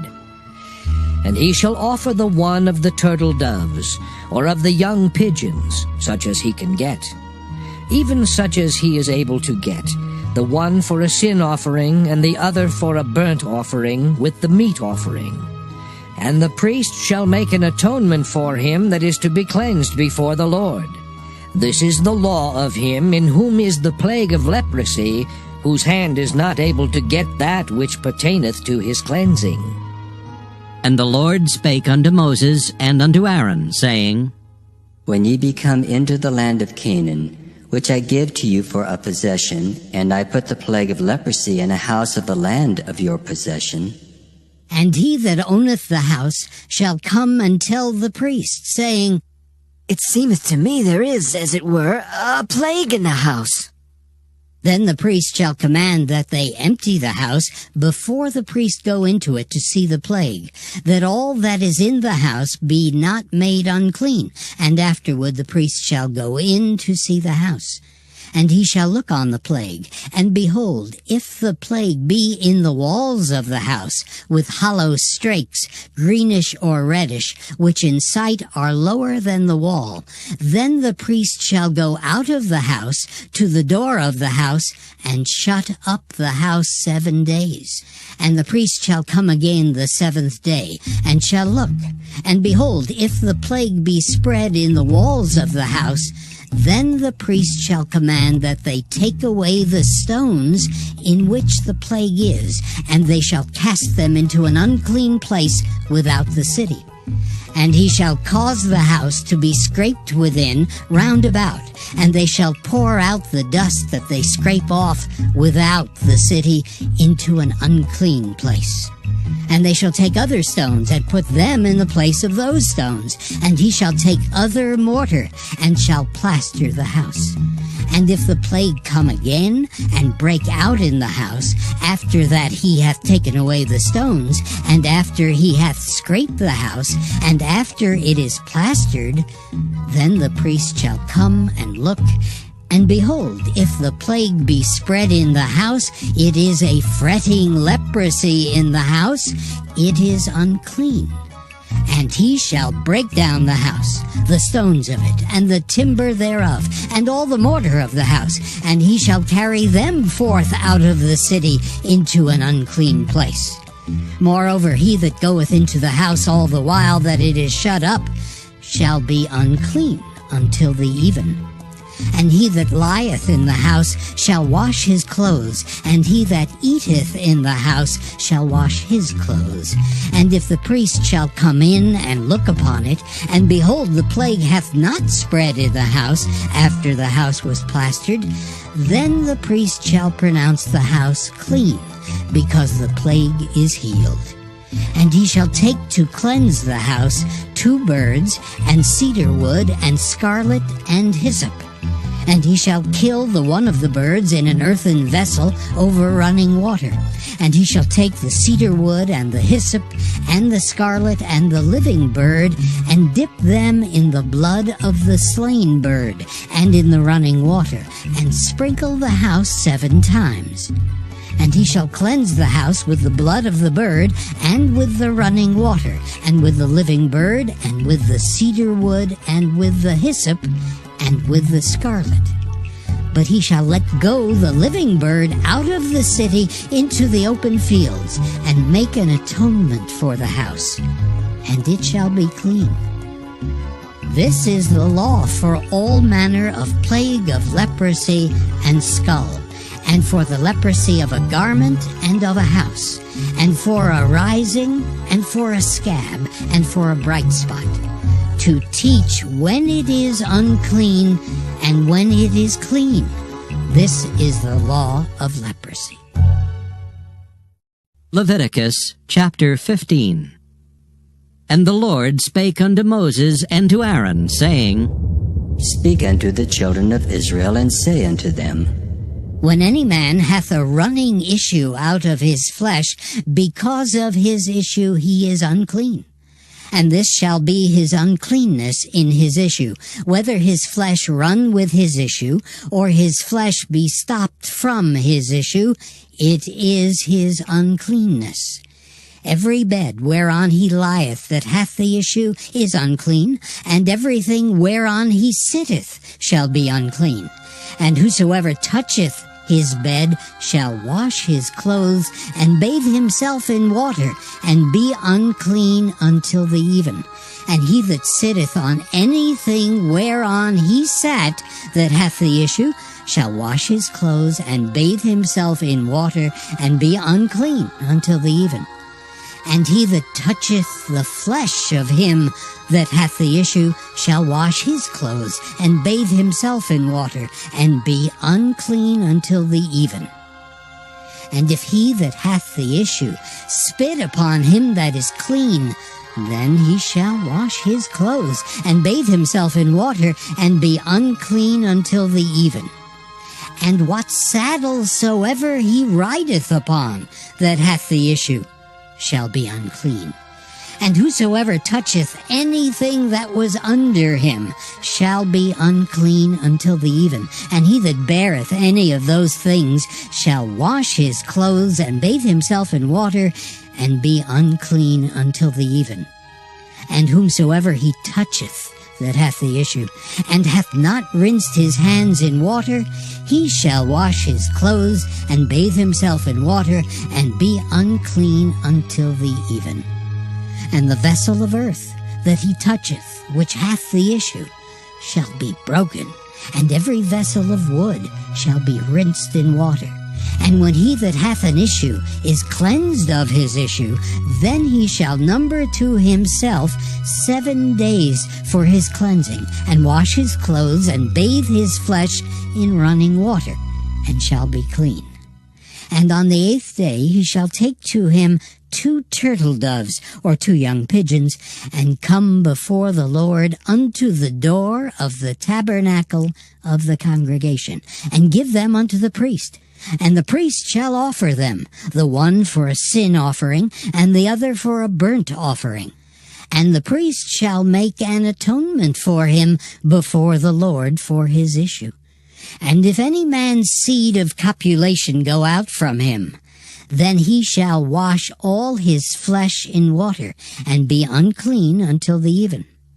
And every garment and every skin whereon is the seed of copulation shall be washed with water, and be unclean until the even. The woman also with whom man shall lie with seed of copulation, they shall both bathe themselves in water, and be unclean until the even. And if a woman have an issue, and her issue in her flesh be blood, she shall be put apart 7 days, and whosoever toucheth her shall be unclean until the even. And everything that she lieth upon in her separation shall be unclean. Everything also that she sitteth upon shall be unclean. And whosoever toucheth her bed shall wash his clothes, and bathe himself in water, and be unclean until the even. And whosoever toucheth anything that she sat upon shall wash his clothes, and bathe himself in water, and be unclean until the even. And if it be on her bed, or on anything whereon she sitteth, when he toucheth it, he shall be unclean until the even. And if any man lie with her at all, and her flowers be upon him, he shall be unclean 7 days, and all the bed whereon he lieth shall be unclean. And if a woman have an issue of her blood many days out of the time of her separation, or if it run beyond the time of her separation, all the days of the issue of her uncleanness shall be as the days of her separation. She shall be unclean. Every bed whereon she lieth all the days of her issue shall be unto her as the bed of her separation. And whatsoever she sitteth upon shall be unclean, as the uncleanness of her separation. And whosoever toucheth those things shall be unclean, and shall wash his clothes, and bathe himself in water, and be unclean until the even. But if she be cleansed of her issue, then she shall number to herself 7 days, and after that she shall be clean. And on the 8th day she shall take unto her 2 turtles, or 2 young pigeons, and bring them unto the priest, to the door of the tabernacle of the congregation. And the priest shall offer the one for a sin offering, and the other for a burnt offering. And the priest shall make an atonement for her before the Lord for the issue of her uncleanness. Thus shall ye separate the children of Israel from their uncleanness, that they die not in their uncleanness when they defile my tabernacle that is among them. This is the law of him that hath an issue, and of him whose seed goeth from him, and is defiled therewith, and of her that is sick of her flowers, and of him that hath an issue, of the man and of the woman, and of him that lieth with her that is unclean. Leviticus chapter 16. And the Lord spake unto Moses after the death of the 2 sons of Aaron, when they offered before the Lord, and died. And the Lord said unto Moses, Speak unto Aaron thy brother, that he come not at all times into the holy place, within the veil before the mercy seat which is upon the ark, that he die not. For I will appear in the cloud upon the mercy seat. Thus shall Aaron come into the holy place with a young bullock for a sin offering, and a ram for a burnt offering. He shall put on the holy linen coat, and he shall have the linen breeches upon his flesh, and shall be girded with a linen girdle, and with the linen mitre shall he be attired. These are holy garments. Therefore shall he wash his flesh in water, and so put them on. And he shall take of the congregation of the children of Israel 2 kids of the goats for a sin offering, and 1 ram for a burnt offering. And Aaron shall offer his bullock of the sin offering, which is for himself, and make an atonement for himself and for his house. And he shall take the 2 goats, and present them before the Lord at the door of the tabernacle of the congregation. And Aaron shall cast lots upon the 2 goats, 1 lot for the Lord, and the other lot for the scapegoat. And Aaron shall bring the goat upon which the Lord's lot fell, and offer him for a sin offering. But the goat on which the lot fell to be the scapegoat shall be presented alive before the Lord, to make an atonement with him, and to let him go for a scapegoat into the wilderness. And Aaron shall bring the bullock of the sin offering, which is for himself, and shall make an atonement for himself and for his house, and shall kill the bullock of the sin offering, which is for himself. And he shall take a censer full of burning coals of fire from off the altar before the Lord, and his hands full of sweet incense beaten small, and bring it within the veil. And he shall put the incense upon the fire before the Lord, that the cloud of the incense may cover the mercy seat that is upon the testimony, that he die not. And he shall take of the blood of the bullock, and sprinkle it with his finger upon the mercy seat eastward. And before the mercy seat shall he sprinkle of the blood with his finger 7 times. Then shall he kill the goat of the sin offering that is for the people, and bring his blood within the veil, and do with that blood as he did with the blood of the bullock, and sprinkle it upon the mercy seat, and before the mercy seat. And he shall make an atonement for the holy place, because of the uncleanness of the children of Israel, and because of their transgressions in all their sins. And so shall he do for the tabernacle of the congregation, that remaineth among them in the midst of their uncleanness.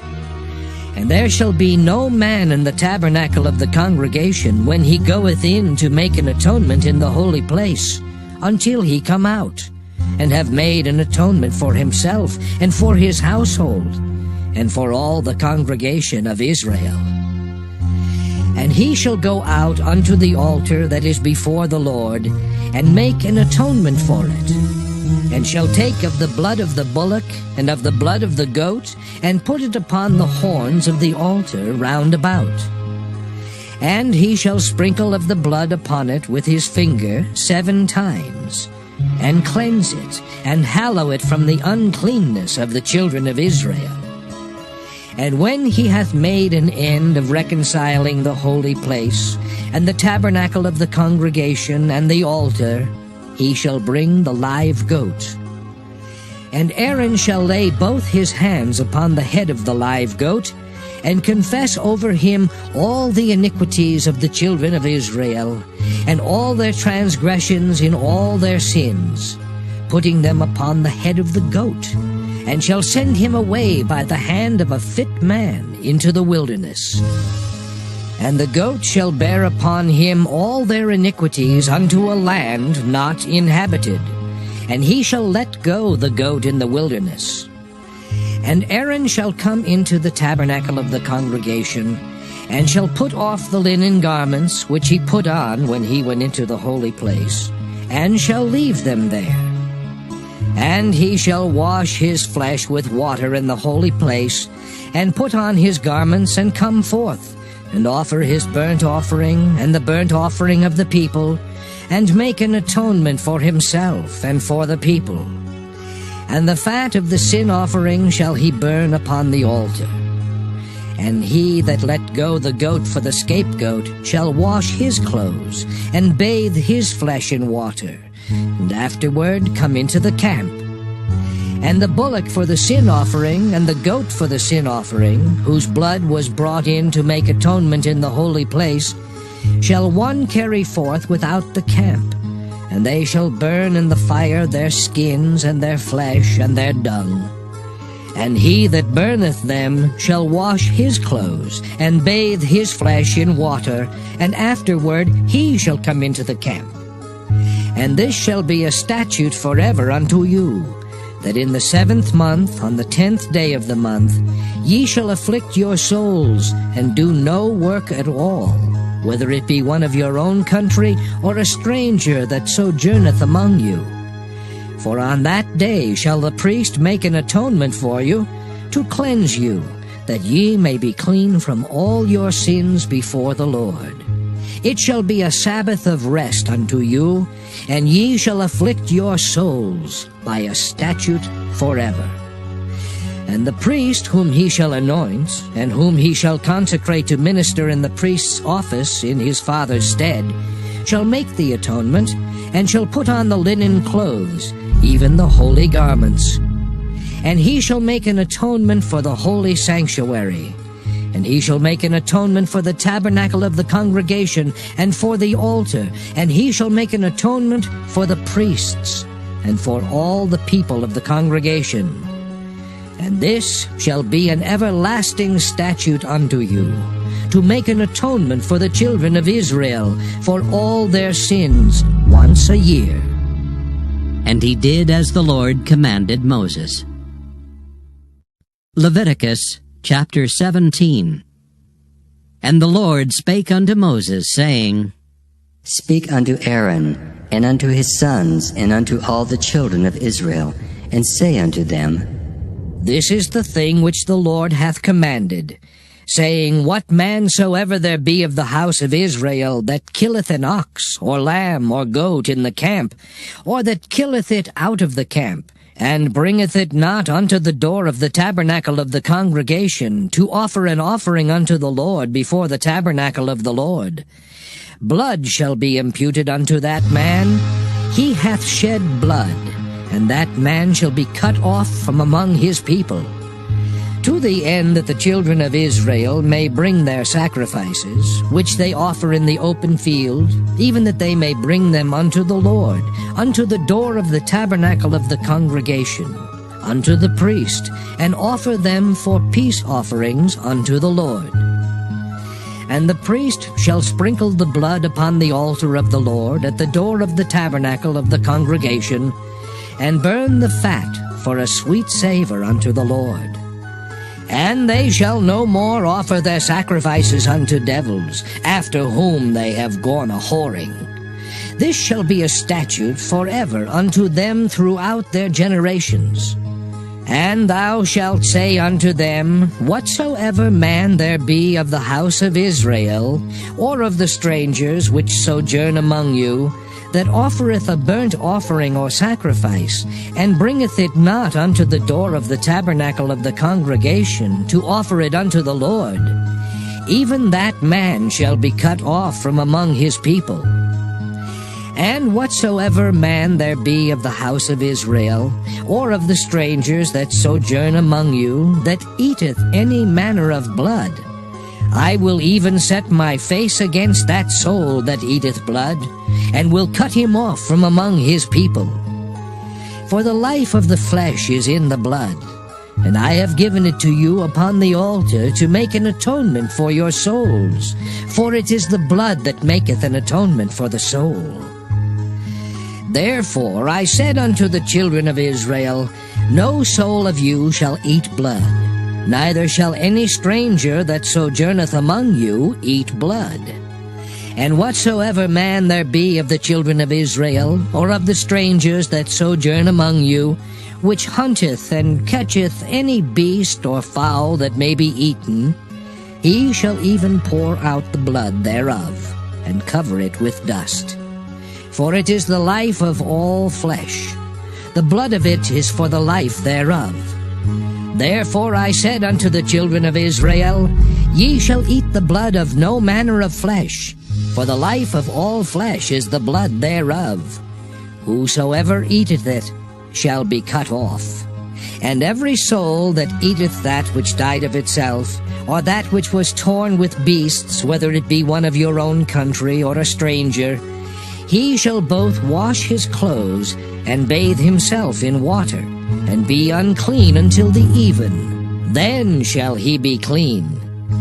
But if he wash them not, nor bathe his flesh, then he shall bear his iniquity. Leviticus chapter 18. And the Lord spake unto Moses, saying, Speak unto the children of Israel, and say unto them, I am the Lord your God. After the doings of the land of Egypt wherein ye dwelt, shall ye not do. And after the doings of the land of Canaan, whither I bring you, shall ye not do. Neither shall ye walk in their ordinances. Ye shall do my judgments, and keep mine ordinances, to walk therein. I am the Lord your God. Ye shall therefore keep my statutes and my judgments, which if a man do, he shall live in them. I am the Lord. None of you shall approach to any that is near of kin to him, to uncover their nakedness. I am the Lord. The nakedness of thy father, or the nakedness of thy mother, shalt thou not uncover. She is thy mother. Thou shalt not uncover her nakedness. The nakedness of thy father's wife shalt thou not uncover. It is thy father's nakedness. The nakedness of thy sister, the daughter of thy father, or daughter of thy mother, whether she be born at home or born abroad, even their nakedness thou shalt not uncover. The nakedness of thy son's daughter, or of thy daughter's daughter, even their nakedness thou shalt not uncover, for theirs is thine own nakedness. The nakedness of thy father's wife's daughter, begotten of thy father, she is thy sister. Thou shalt not uncover her nakedness. Thou shalt not uncover the nakedness of thy father's sister. She is thy father's near kinswoman. Thou shalt not uncover the nakedness of thy mother's sister, for she is thy mother's near kinswoman. Thou shalt not uncover the nakedness of thy father's brother. Thou shalt not approach to his wife, she is thine aunt. Thou shalt not uncover the nakedness of thy daughter-in-law, she is thy son's wife. Thou shalt not uncover her nakedness. Thou shalt not uncover the nakedness of thy brother's wife, it is thy brother's nakedness. Thou shalt not uncover the nakedness of a woman and her daughter, neither shalt thou take her son's daughter or her daughter's daughter to uncover her nakedness, for they are her near kinswomen. It is wickedness. Neither shalt thou take a wife to her sister, to vex her, to uncover her nakedness beside the other in her lifetime. Also thou shalt not approach unto a woman to uncover her nakedness, as long as she is put apart for her uncleanness. Moreover, thou shalt not lie carnally with thy neighbor's wife, to defile thyself with her. And thou shalt not let any of thy seed pass through the fire to Moloch, neither shalt thou profane the name of thy God. I am the Lord. Thou shalt not lie with mankind as with womankind. It is abomination. Neither shalt thou lie with any beast to defile thyself therewith. Neither shall any woman stand before a beast to lie down thereto. It is confusion. Defile not ye yourselves in any of these things. For in all these the nations are defiled, which I cast out before you. And the land is defiled. Therefore I do visit the iniquity thereof upon it, and the land itself vomiteth out her inhabitants. Ye shall therefore keep my statutes and my judgments, and shall not commit any of these abominations, neither any of your own nation, nor any stranger that sojourneth among you. For all these abominations have the men of the land done which were before you, and the land is defiled. That the land spew not you out also when ye defile it, as it spewed out the nations that were before you. For whosoever shall commit any of these abominations, even the souls that commit them shall be cut off from among their people. Therefore shall ye keep mine ordinance, that ye commit not any one of these abominable customs which were committed before you, and that ye defile not yourselves therein. I am the Lord your God. Leviticus chapter 19. And the Lord spake unto Moses, saying, Speak unto all the congregation of the children of Israel, and say unto them, Ye shall be holy, for I, the Lord your God, am holy. Ye shall fear every man his mother and his father, and keep my Sabbaths. I am the Lord your God. Turn ye not unto idols, nor make to yourselves molten gods. I am the Lord your God. And if ye offer a sacrifice of peace offerings unto the Lord, ye shall offer it at your own will. It shall be eaten the same day ye offer it, and on the morrow. And if aught remain until the third day, it shall be burnt in the fire. And if it be eaten at all on the third day, it is abominable, it shall not be accepted. Therefore every one that eateth it shall bear his iniquity, because he hath profaned the hallowed thing of the Lord, and that soul shall be cut off from among his people.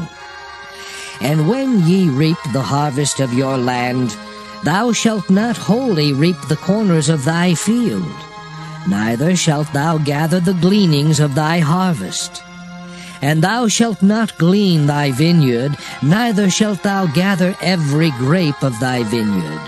Thou shalt leave them for the poor and stranger. I am the Lord your God. Ye shall not steal, neither deal falsely, neither lie one to another. And ye shall not swear by my name falsely, neither shalt thou profane the name of thy God. I am the Lord. Thou shalt not defraud thy neighbor, neither rob him. The wages of him that is hired shall not abide with thee all night until the morning. Thou shalt not curse the deaf, nor put a stumbling block before the blind, but shalt fear thy God. I am the Lord.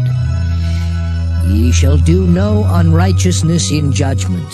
Thou shalt not respect the person of the poor, nor honor the person of the mighty, but in righteousness shalt thou judge thy neighbor.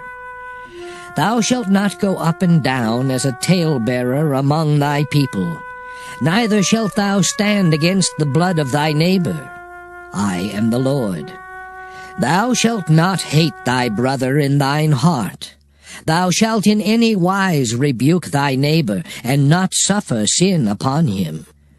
Thou shalt not avenge nor bear any grudge against the children of thy people, but thou shalt love thy neighbor as thyself. I am the Lord. Ye shall keep my statutes.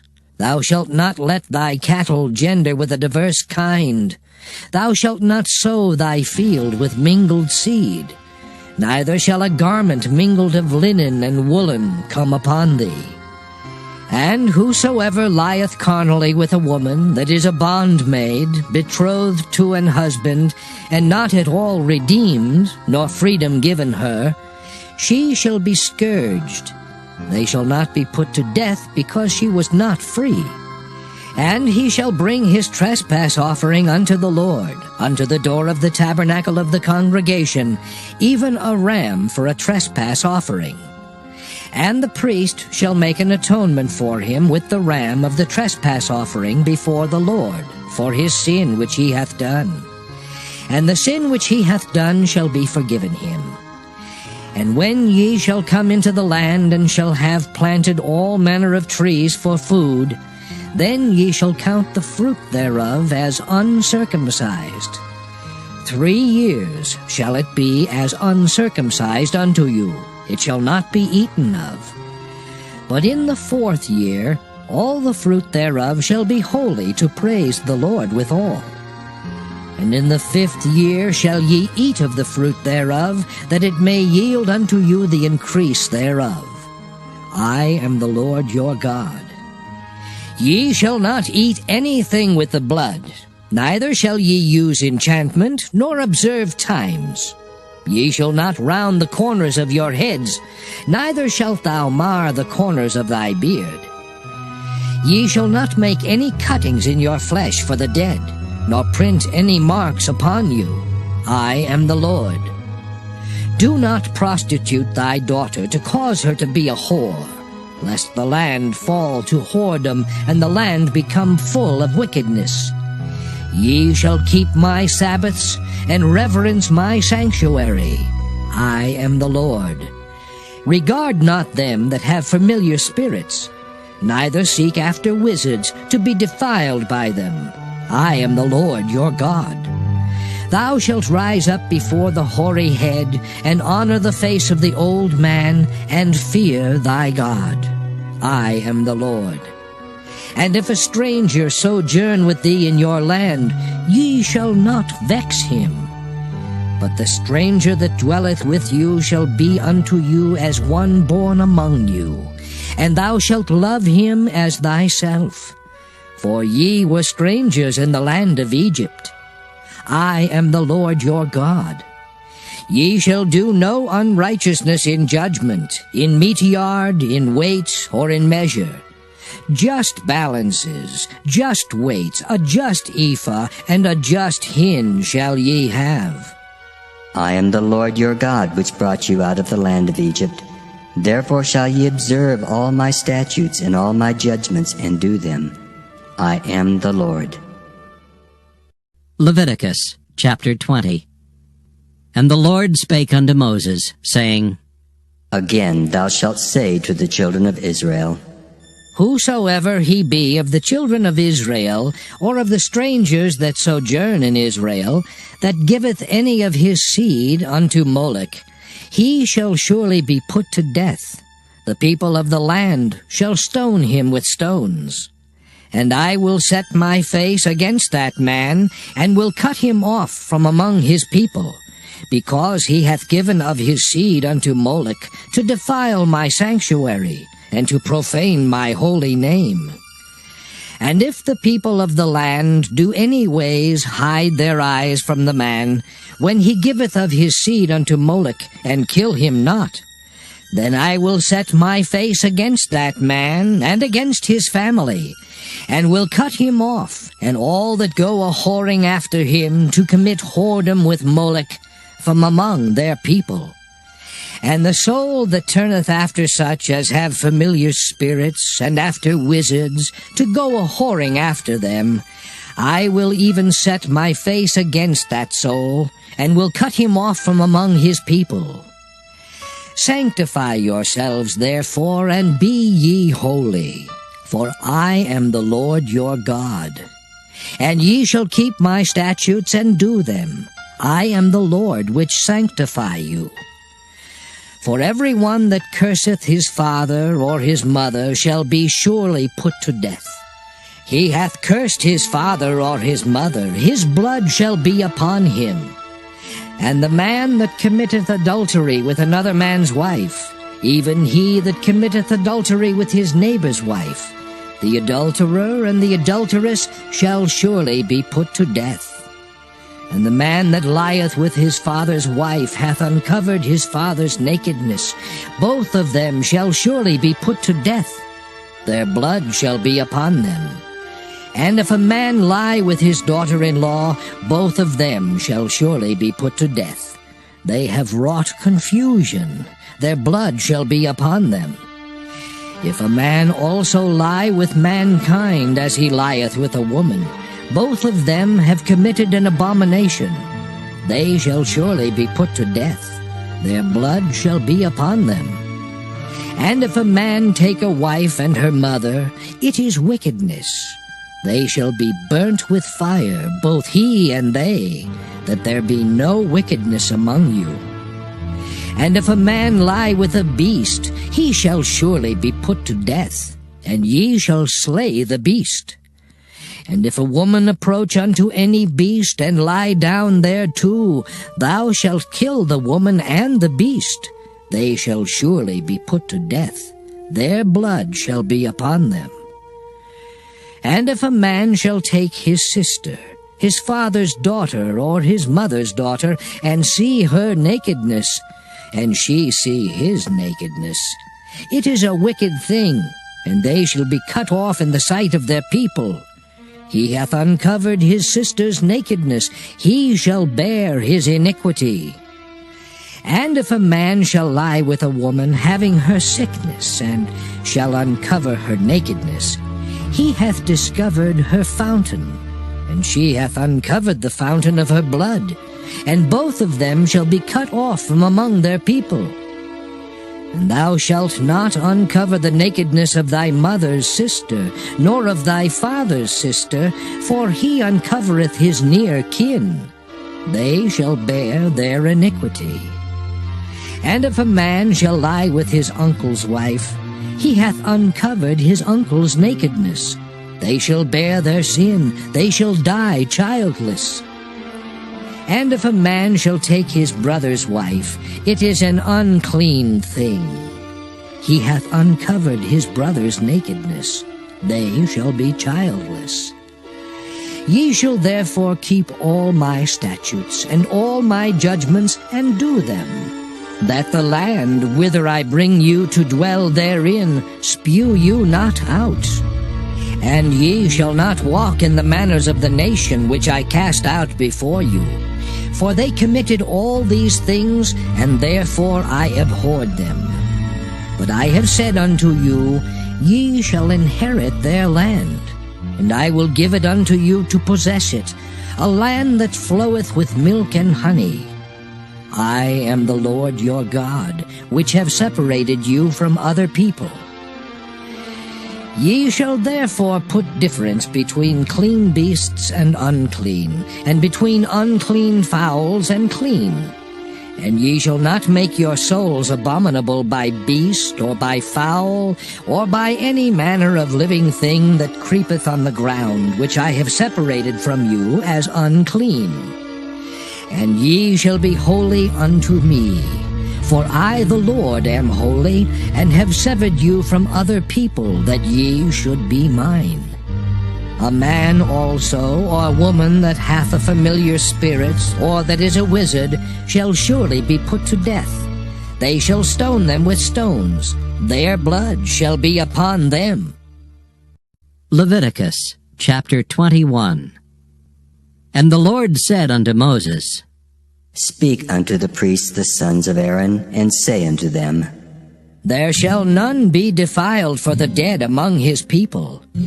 But for his kin that is near unto him, that is, for his mother, and for his father, and for his son, and for his daughter, and for his brother, and for his sister a virgin that is nigh unto him, which hath had no husband, for her may he be defiled. But he shall not defile himself, being a chief man among his people, to profane himself. They shall not make baldness upon their head, neither shall they shave off the corner of their beard, nor make any cuttings in their flesh. They shall be holy unto their God, and not profane the name of their God. For the offerings of the Lord made by fire, and the bread of their God, they do offer. Therefore they shall be holy. They shall not take a wife that is a whore or profane, neither shall they take a woman put away from her husband, for he is holy unto his God. Thou shalt sanctify him therefore, for he offereth the bread of thy God. He shall be holy unto thee, for I, the Lord, which sanctify you, am holy. And the daughter of any priest, if she profane herself by playing the whore, she profaneth her father. She shall be burnt with fire. And he that is the high priest among his brethren, upon whose head the anointing oil was poured, and that is consecrated to put on the garments, shall not uncover his head, nor rend his clothes. Neither shall he go into any dead body, nor defile himself for his father or for his mother. Neither shall he go out of the sanctuary, nor profane the sanctuary of his God. For the crown of the anointing oil of his God is upon him. I am the Lord. And he shall take a wife in her virginity.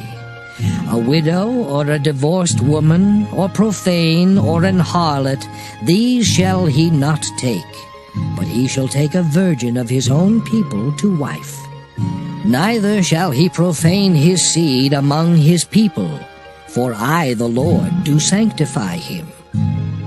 And the Lord spake unto Moses, saying, Speak unto Aaron, saying, Whosoever he be of thy seed in their generations that hath any blemish, let him not approach to offer the bread of his God. For whatsoever man he be that hath a blemish, he shall not approach. A blind man, or a lame, or he that hath a flat nose, or anything superfluous, or a man that is broken-footed, or broken-handed, or crook-backed, or a dwarf, or that hath a blemish in his eye, or be scurvy, or scabbed, or hath his stones broken. No man that hath a blemish of the seed of Aaron the priest shall come nigh to offer the offerings of the Lord made by fire.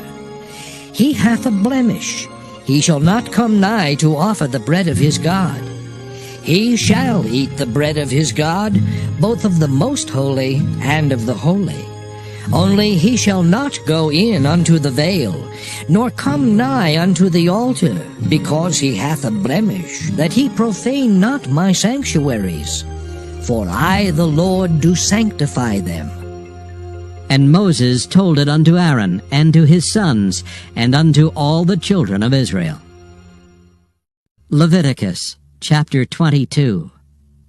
And the Lord spake unto Moses, saying, Speak unto Aaron and to his sons, that they separate themselves from the holy things of the children of Israel, and that they profane not my holy name in those things which they hallow unto me. I am the Lord. Say unto them, Whosoever he be of all your seed among your generations, that goeth unto the holy things, which the children of Israel hallow unto the Lord, having his uncleanness upon him, that soul shall be cut off from my presence. I am the Lord. What man soever of the seed of Aaron is a leper, or hath a running issue, he shall not eat of the holy things until he be clean.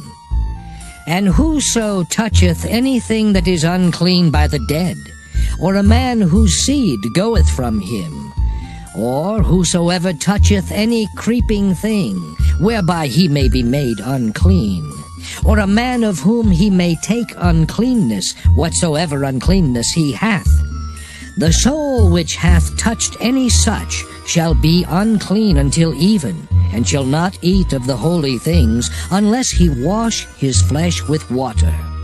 And when the sun is down, he shall be clean, and shall afterward eat of the holy things, because it is his food.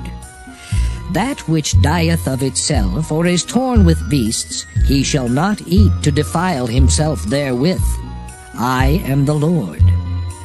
They shall therefore keep mine ordinance, lest they bear sin for it, and die therefore if they profane it. I, the Lord, do sanctify them. There shall no stranger eat of the holy thing. A sojourner of the priest or an hired servant shall not eat of the holy thing.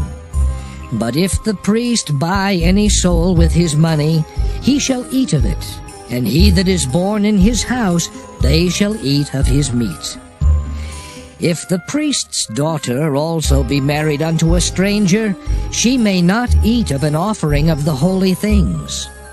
But if the priest's daughter be a widow, or divorced, and have no child, and is returned unto her father's house, as in her youth, she shall eat of her father's meat, but there shall no stranger eat thereof.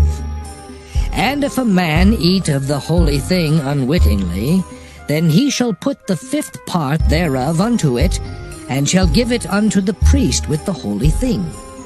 And they shall not profane the holy things of the children of Israel, which they offer unto the Lord, or suffer them to bear the iniquity of trespass when they eat their holy things.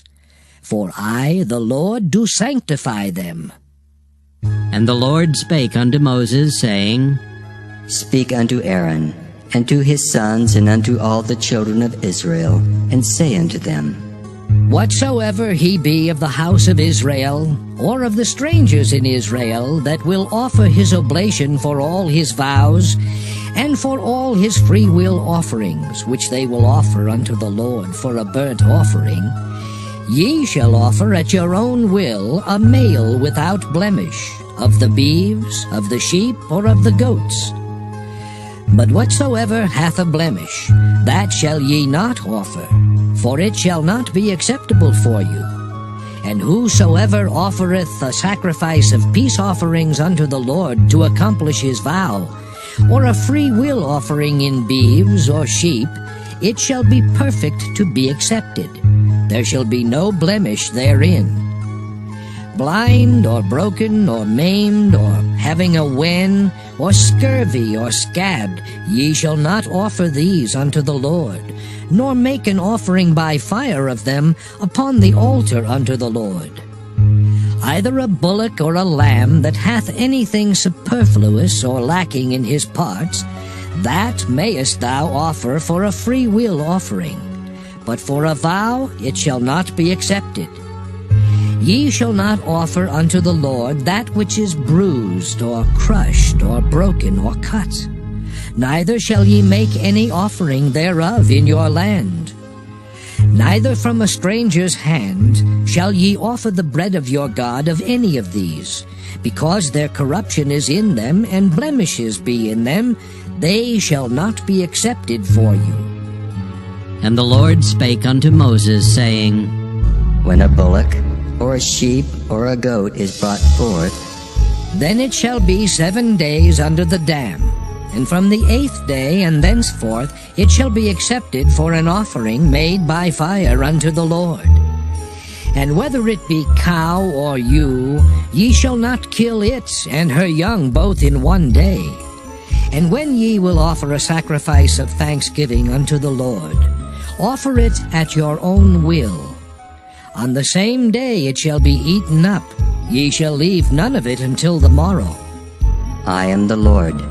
Therefore shall ye keep my commandments and do them. I am the Lord. Neither shall ye profane my holy name, but I will be hallowed among the children of Israel. I am the Lord which hallow you, that brought you out of the land of Egypt, to be your God. I am the Lord. Leviticus chapter 23. And the Lord spake unto Moses, saying, Speak unto the children of Israel, and say unto them, Concerning the feasts of the Lord, which ye shall proclaim to be holy convocations, even these are my feasts. 6 days shall work be done, but the 7th day is the Sabbath of rest, and holy convocation. Ye shall do no work therein. It is the Sabbath of the Lord in all your dwellings. These are the feasts of the Lord, even holy convocations, which ye shall proclaim in their seasons. In the 14th day of the 1st month at even is the Lord's Passover. And on the 15th day of the same month is the feast of unleavened bread unto the Lord. 7 days ye must eat unleavened bread. In the 1st day ye shall have an holy convocation. Ye shall do no servile work therein. But ye shall offer an offering made by fire unto the Lord 7 days. In the 7th day is an holy convocation. Ye shall do no servile work therein. And the Lord spake unto Moses, saying, Speak unto the children of Israel, and say unto them, When ye be come into the land which I give unto you, and shall reap the harvest thereof, then ye shall bring a sheaf of the first fruits of your harvest unto the priest.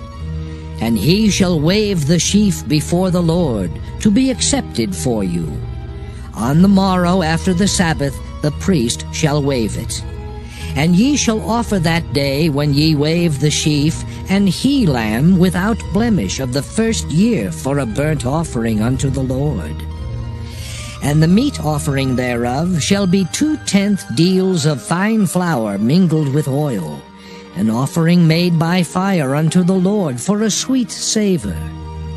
And the drink offering thereof shall be of wine, the fourth part of an hin. And ye shall eat neither bread, nor parched corn, nor green ears, until the selfsame day that ye have brought an offering unto your God. It shall be a statute forever throughout your generations in all your dwellings. And ye shall count unto you from the morrow after the Sabbath, from the day that ye brought the sheaf of the wave offering, 7 Sabbaths shall be complete. Even unto the morrow after the 7th Sabbath shall ye number 50 days. And ye shall offer a new meat offering unto the Lord. Ye shall bring out of your habitations 2 wave loaves of 2/10 deals. They shall be of fine flour, they shall be baken with leaven. They are the first fruits unto the Lord. And ye shall offer with the bread 7 lambs without blemish of the first year, and 1 young bullock, and 2 rams. They shall be for a burnt offering unto the Lord, with their meat offering and their drink offerings, even an offering made by fire, of sweet savour unto the Lord. Then ye shall sacrifice 1 kid of the goats for a sin offering, and 2 lambs of the first year for a sacrifice of peace offerings. And the priest shall wave them with the bread of the first fruits for a wave offering before the Lord, with the 2 lambs. They shall be holy to the Lord for the priest. And ye shall proclaim on the selfsame day, that it may be an holy convocation unto you. Ye shall do no servile work therein. It shall be a statute forever in all your dwellings throughout your generations. And when ye reap the harvest of your land, thou shalt not make clean riddance of the corners of thy field when thou reapest. Neither shalt thou gather any gleaning of thy harvest. Thou shalt leave them unto the poor and to the stranger. I am the Lord your God. And the Lord spake unto Moses, saying, Speak unto the children of Israel, saying, In the 7th month, in the 1st day of the month, shall ye have a Sabbath, a memorial of blowing of trumpets, and holy convocation. Ye shall do no servile work therein, but ye shall offer an offering made by fire unto the Lord. And the Lord spake unto Moses, saying, Also on the 10th day of the 7th month, there shall be a day of atonement. It shall be an holy convocation unto you, and ye shall afflict your souls, and offer an offering made by fire unto the Lord. And ye shall do no work in that same day, for it is a day of atonement, to make an atonement for you before the Lord your God. For whatsoever soul it be that shall not be afflicted in that same day, he shall be cut off from among his people. And whatsoever soul it be that doeth any work in that same day, the same soul will I destroy from among his people. Ye shall do no manner of work. It shall be a statute forever throughout your generations in all your dwellings. It shall be unto you a Sabbath of rest, and ye shall afflict your souls. In the 9th day of the month at even, from even unto even, shall ye celebrate your Sabbath. And the Lord spake unto Moses, saying, Speak unto the children of Israel, saying, The 15th day of this 7th month shall be the Feast of Tabernacles for 7 days unto the Lord. On the 1st day shall be an holy convocation. Ye shall do no servile work therein. 7 days ye shall offer an offering made by fire unto the Lord. On the 8th day shall be an holy convocation unto you. And ye shall offer an offering made by fire unto the Lord. It is a solemn assembly, and ye shall do no servile work therein. These are the feasts of the Lord, which ye shall proclaim to be holy convocations, to offer an offering made by fire unto the Lord, a burnt offering and a meat offering, a sacrifice and drink offerings, everything upon his day. Beside the Sabbaths of the Lord, and beside your gifts, and beside all your vows, and beside all your free will offerings, which ye give unto the Lord. Also in the 15th day of the 7th month, when ye have gathered in the fruit of the land, ye shall keep a feast unto the Lord 7 days. On the 1st day shall be a Sabbath, and on the 8th day shall be a Sabbath. And ye shall take you on the 1st day the boughs of goodly trees, branches of palm trees, and the boughs of thick trees, and willows of the brook, and ye shall rejoice before the Lord your God 7 days. And ye shall keep it a feast unto the Lord 7 days in the year. It shall be a statute forever in your generations. Ye shall celebrate it in the 7th month. Ye shall dwell in booths 7 days. All that are Israelites born shall dwell in booths. That your generations may know that I made the children of Israel to dwell in booths, when I brought them out of the land of Egypt. I am the Lord your God. And Moses declared unto the children of Israel the feasts of the Lord. Leviticus chapter 24. And the Lord spake unto Moses, saying, Command the children of Israel that they bring unto thee pure oil olive beaten for the light, to cause the lamps to burn continually. Without the veil of the testimony, in the tabernacle of the congregation, shall Aaron order it from the evening unto the morning before the Lord continually. It shall be a statute forever in your generations. He shall order the lamps upon the pure candlestick before the Lord continually. And thou shalt take fine flour, and bake 12 cakes thereof. 2/10 deals shall be in 1 cake. And thou shalt set them in 2 rows, 6 on a row upon the pure table before the Lord. And thou shalt put pure frankincense upon each row, that it may be on the bread for a memorial, even an offering made by fire unto the Lord. Every Sabbath he shall set it in order before the Lord continually, being taken from the children of Israel by an everlasting covenant. And it shall be Aaron's and his sons, and they shall eat it in the holy place. For it is most holy unto him of the offerings of the Lord, made by fire by a perpetual statute. And the son of an Israelitish woman, whose father was an Egyptian, went out among the children of Israel. And this son of the Israelitish woman and a man of Israel strove together in the camp. And the Israelitish woman's son blasphemed the name of the Lord, and cursed. And they brought him unto Moses, and his mother's name was Shelomith, the daughter of Dibri, of the tribe of Dan. And they put him in ward, that the mind of the Lord might be showed them. And the Lord spake unto Moses, saying, Bring forth him that hath cursed without the camp, and let all that heard him lay their hands upon his head, and let all the congregation stone him.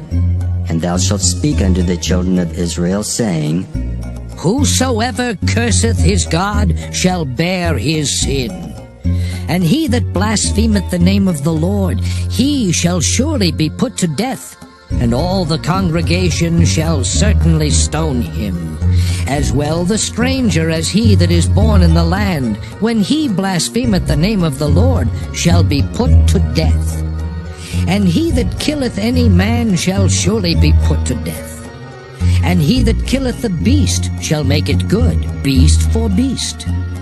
And if a man cause a blemish in his neighbor, as he hath done, so shall it be done to him.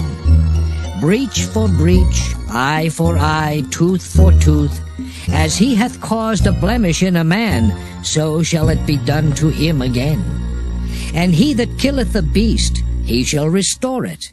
And he that killeth a man, he shall be put to death. Ye shall have one manner of law, as well for the stranger, as for one of your own country. For I am the Lord your God. And Moses spake to the children of Israel, that they should bring forth him that had cursed out of the camp, and stone him with stones. And the children of Israel did as the Lord commanded Moses. Leviticus chapter 25. And the Lord spake unto Moses in Mount Sinai, saying, Speak unto the children of Israel, and say unto them, When ye come into the land which I give you, then shall the land keep a Sabbath unto the Lord. 6 years thou shalt sow thy field, and 6 years thou shalt prune thy vineyard, and gather in the fruit thereof. But in the 7th year shall be a Sabbath of rest unto the land, a Sabbath for the Lord. Thou shalt neither sow thy field, nor prune thy vineyard. That which groweth of its own accord of thy harvest thou shalt not reap, neither gather the grapes of thy vine undressed, for it is a year of rest unto the land. And the Sabbath of the land shall be meat for you, for thee, and for thy servant, and for thy maid, and for thy hired servant, and for thy stranger that sojourneth with thee, and for thy cattle, and for the beasts that are in thy land, shall all the increase thereof be meat. And thou shalt number 7 Sabbaths of years unto thee, 7 times 7 years. And the space of the 7 Sabbaths of years shall be unto thee 49 years. Then shalt thou cause the trumpet of the Jubilee to sound on the 10th day of the 7th month. In the day of atonement shall ye make the trumpet sound throughout all your land. And ye shall hallow the 50th year, and proclaim liberty throughout all the land unto all the inhabitants thereof. It shall be a jubilee unto you. And ye shall return every man unto his possession, and ye shall return every man unto his family. A jubilee shall that 50th year be unto you. Ye shall not sow, neither reap that which groweth of itself in it, nor gather the grapes in it of thy vine undressed. For it is the Jubilee, it shall be holy unto you. Ye shall eat the increase thereof out of the field. In the year of this Jubilee ye shall return every man unto his possession. And if thou sell aught unto thy neighbor, or buyest aught of thy neighbor's hand, ye shall not oppress one another. According to the number of years after the Jubilee, thou shalt buy of thy neighbor, and according unto the number of years of the fruits he shall sell unto thee. According to the multitude of years thou shalt increase the price thereof, and according to the fewness of years thou shalt diminish the price of it. For according to the number of the years of the fruits doth he sell unto thee. Ye shall not therefore oppress one another, but thou shalt fear thy God. For I am the Lord your God. Wherefore ye shall do my statutes, and keep my judgments, and do them, and ye shall dwell in the land in safety. And the land shall yield her fruit, and ye shall eat your fill, and dwell therein in safety. And if ye shall say, What shall we eat the 7th year? Behold, we shall not sow, nor gather in our increase. Then I will command my blessing upon you in the 6th year, and it shall bring forth fruit for 3 years. And ye shall sow the 8th year, and eat yet of old fruit until the 9th year. Until her fruits come in, ye shall eat of the old store. The land shall not be sold forever, for the land is mine. For ye are strangers and sojourners with me. And in all the land of your possession ye shall grant a redemption for the land. If thy brother be waxen poor, and hath sold away some of his possession, and if any of his kin come to redeem it, then shall he redeem that which his brother sold. And if the man have none to redeem it, and himself be able to redeem it, then let him count the years of the sale thereof, and restore the overplus unto the man to whom he sold it, that he may return unto his possession. But if he be not able to restore it to him, then that which is sold shall remain in the hand of him that hath bought it until the year of Jubilee. And in the Jubilee it shall go out, and he shall return unto his possession. And if a man sell a dwelling house in a walled city, then he may redeem it within a whole year after it is sold. Within a full year may he redeem it. And if it be not redeemed within the space of a full year, then the house that is in the walled city shall be established forever to him that bought it throughout his generations. It shall not go out in the Jubilee. But the houses of the villages which have no wall round about them shall be counted as the fields of the country. They may be redeemed, and they shall go out in the Jubilee. Notwithstanding the cities of the Levites, and the houses of the cities of their possession, may the Levites redeem at any time. And if a man purchase of the Levites, then the house that was sold, and the city of his possession, shall go out in the year of Jubilee. For the houses of the cities of the Levites are their possession among the children of Israel. But the field of the suburbs of their cities may not be sold, for it is their perpetual possession. And if thy brother be waxen poor, and fallen in decay with thee, then thou shalt relieve him, yea, though he be a stranger or a sojourner, that he may live with thee. Take thou no usury of him or increase, but fear thy God, that thy brother may live with thee.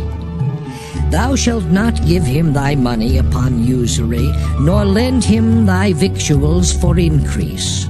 I am the Lord your God, which brought you forth out of the land of Egypt, to give you the land of Canaan, and to be your God.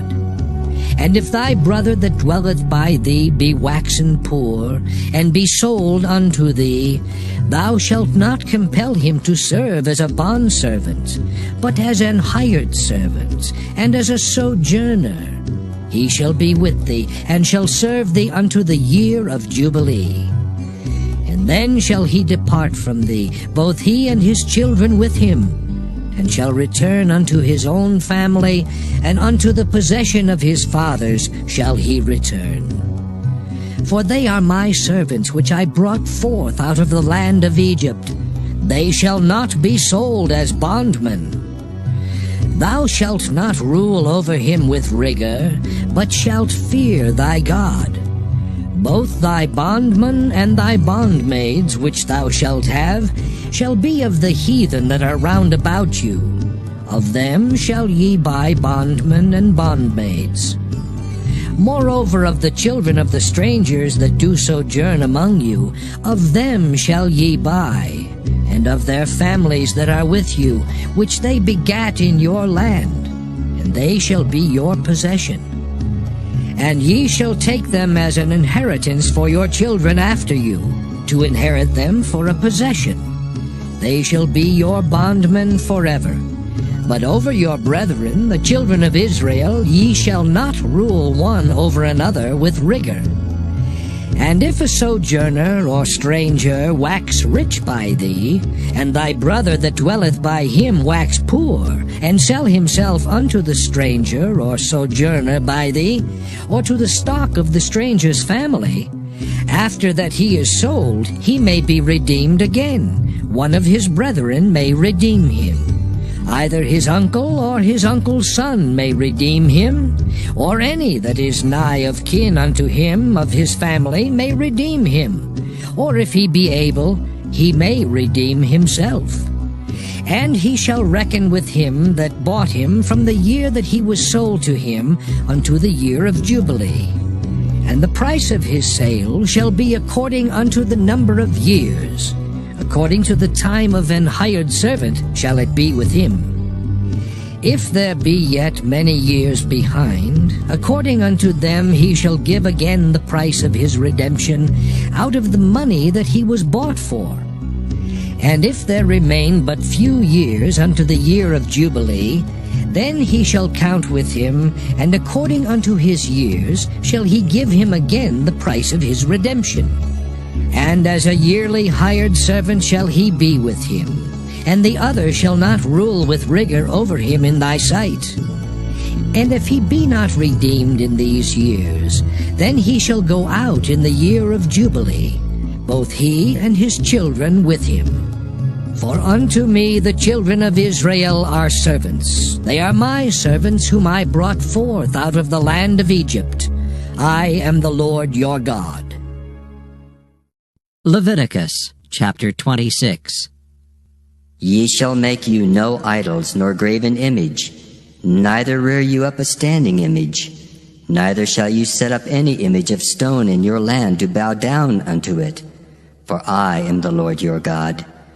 Ye shall keep my Sabbaths, and reverence my sanctuary. I am the Lord. If ye walk in my statutes, and keep my commandments, and do them, then I will give you rain in due season, and the land shall yield her increase, and the trees of the field shall yield their fruit. And your threshing shall reach unto the vintage, and the vintage shall reach unto the sowing time, and ye shall eat your bread to the full, and dwell in your land safely. And I will give peace in the land, and ye shall lie down, and none shall make you afraid. And I will rid evil beasts out of the land, neither shall the sword go through your land. And ye shall chase your enemies, and they shall fall before you by the sword. And 5 of you shall chase 100, and 100 of you shall put 10,000 to flight. And your enemies shall fall before you by the sword. For I will have respect unto you, and make you fruitful, and multiply you, and establish my covenant with you. And ye shall eat old store, and bring forth the old because of the new. And I will set my tabernacle among you, and my soul shall not abhor you. And I will walk among you, and will be your God, and ye shall be my people. I am the Lord your God, which brought you forth out of the land of Egypt, that ye should not be their bondmen. And I have broken the bands of your yoke, and made you go upright. But if ye will not hearken unto me, and will not do all these commandments, and if ye shall despise my statutes, or if your soul abhor my judgments, so that ye will not do all my commandments, but that ye break my covenant, I also will do this unto you. I will even appoint over you terror, consumption, and the burning ague that shall consume the eyes and cause sorrow of heart. And ye shall sow your seed in vain, for your enemies shall eat it. And I will set my face against you, and ye shall be slain before your enemies. They that hate you shall reign over you, and ye shall flee when none pursueth you. And if ye will not yet for all this hearken unto me, then I will punish you 7 times more for your sins. And I will break the pride of your power, and I will make your heaven as iron, and your earth as brass. And your strength shall be spent in vain, for your land shall not yield her increase, neither shall the trees of the land yield their fruits. And if ye walk contrary unto me, and will not hearken unto me, I will bring 7 times more plagues upon you according to your sins. I will also send wild beasts among you, which shall rob you of your children, and destroy your cattle, and make you few in number, and your high ways shall be desolate. And if ye will not be reformed by me by these things, but will walk contrary unto me, then will I also walk contrary unto you, and will punish you yet 7 times for your sins. And I will bring a sword upon you, that shall avenge the quarrel of my covenant.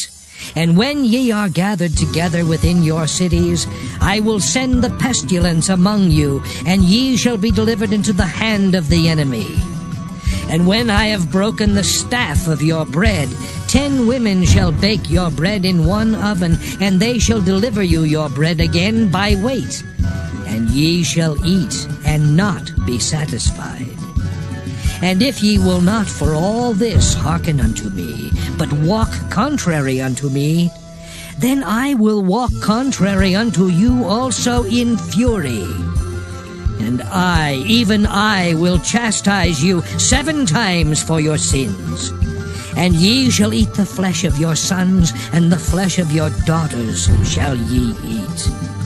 And I will destroy your high places, and cut down your images, and cast your carcasses upon the carcasses of your idols, and my soul shall abhor you. And I will make your cities waste, and bring your sanctuaries unto desolation, and I will not smell the savor of your sweet odors. And I will bring the land into desolation, and your enemies which dwell therein shall be astonished at it. And I will scatter you among the heathen, and will draw out a sword after you, and your land shall be desolate, and your cities waste. Then shall the land enjoy her Sabbaths, as long as it lieth desolate, and ye be in your enemy's land. Even then shall the land rest, and enjoy her Sabbaths. As long as it lieth desolate, it shall rest, because it did not rest in your Sabbaths, when ye dwelt upon it. And upon them that are left alive of you, I will send a faintness into their hearts in the lands of their enemies, and the sound of a shaken leaf shall chase them, and they shall flee as fleeing from a sword. And they shall fall when none pursueth. And they shall fall one upon another, as it were before a sword, when none pursueth. And ye shall have no power to stand before your enemies.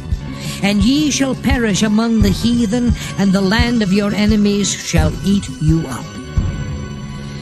And they that are left of you shall pine away in their iniquity in your enemies' lands, and also in the iniquities of their fathers shall they pine away with them. If they shall confess their iniquity, and the iniquity of their fathers, with their trespass which they trespassed against me, and that also they have walked contrary unto me, and that I also have walked contrary unto them, and have brought them into the land of their enemies, if then their uncircumcised hearts be humbled, and they then accept of the punishment of their iniquity, then will I remember my covenant with Jacob, and also my covenant with Isaac, and also my covenant with Abraham will I remember. And I will remember the land. The land also shall be left of them, and shall enjoy her Sabbaths, while she lieth desolate without them. And they shall accept of the punishment of their iniquity, even because they despised my judgments, and because their soul abhorred my statutes. And yet for all that, when they be in the land of their enemies, I will not cast them away, neither will I abhor them, to destroy them utterly, and to break my covenant with them. For I am the Lord their God. But I will for their sakes remember the covenant of their ancestors, whom I brought forth out of the land of Egypt in the sight of the heathen, that I might be their God. I am the Lord. These are the statutes and judgments and laws which the Lord made between him and the children of Israel in Mount Sinai by the hand of Moses. Leviticus chapter 27. And the Lord spake unto Moses, saying, Speak unto the children of Israel, and say unto them, When a man shall make a singular vow, the persons shall be for the Lord by thy estimation. And thy estimation shall be of the male from 20 years old, even unto 60 years old. Even thy estimation shall be 50 shekels of silver, after the shekel of the sanctuary. And if it be a female, then thy estimation shall be 30 shekels. And if it be from 5 years old even unto 20 years old, then thy estimation shall be of the male 20 shekels, and for the female 10 shekels. And if it be from a month old even unto 5 years old, then thy estimation shall be of the male 5 shekels of silver, and for the female thy estimation shall be 3 shekels of silver. And if it be from 60 years old and above, if it be a male, then thy estimation shall be 15 shekels, and for the female 10 shekels. But if he be poorer than thy estimation, then he shall present himself before the priest, and the priest shall value him. According to his ability that vowed shall the priest value him. And if it be a beast, whereof men bring an offering unto the Lord, all that any man giveth of such unto the Lord shall be holy. He shall not alter it, nor change it, a good for a bad, or a bad for a good. And if he shall at all change beast for beast, then it and the exchange thereof shall be holy. And if it be any unclean beast, of which they do not offer a sacrifice unto the Lord, then he shall present the beast before the priest. And the priest shall value it, whether it be good or bad. As thou valuest it, who art the priest, so shall it be. But if he will at all redeem it, then he shall add a 5th part thereof unto thy estimation. And when a man shall sanctify his house to be holy unto the Lord, then the priest shall estimate it, whether it be good or bad.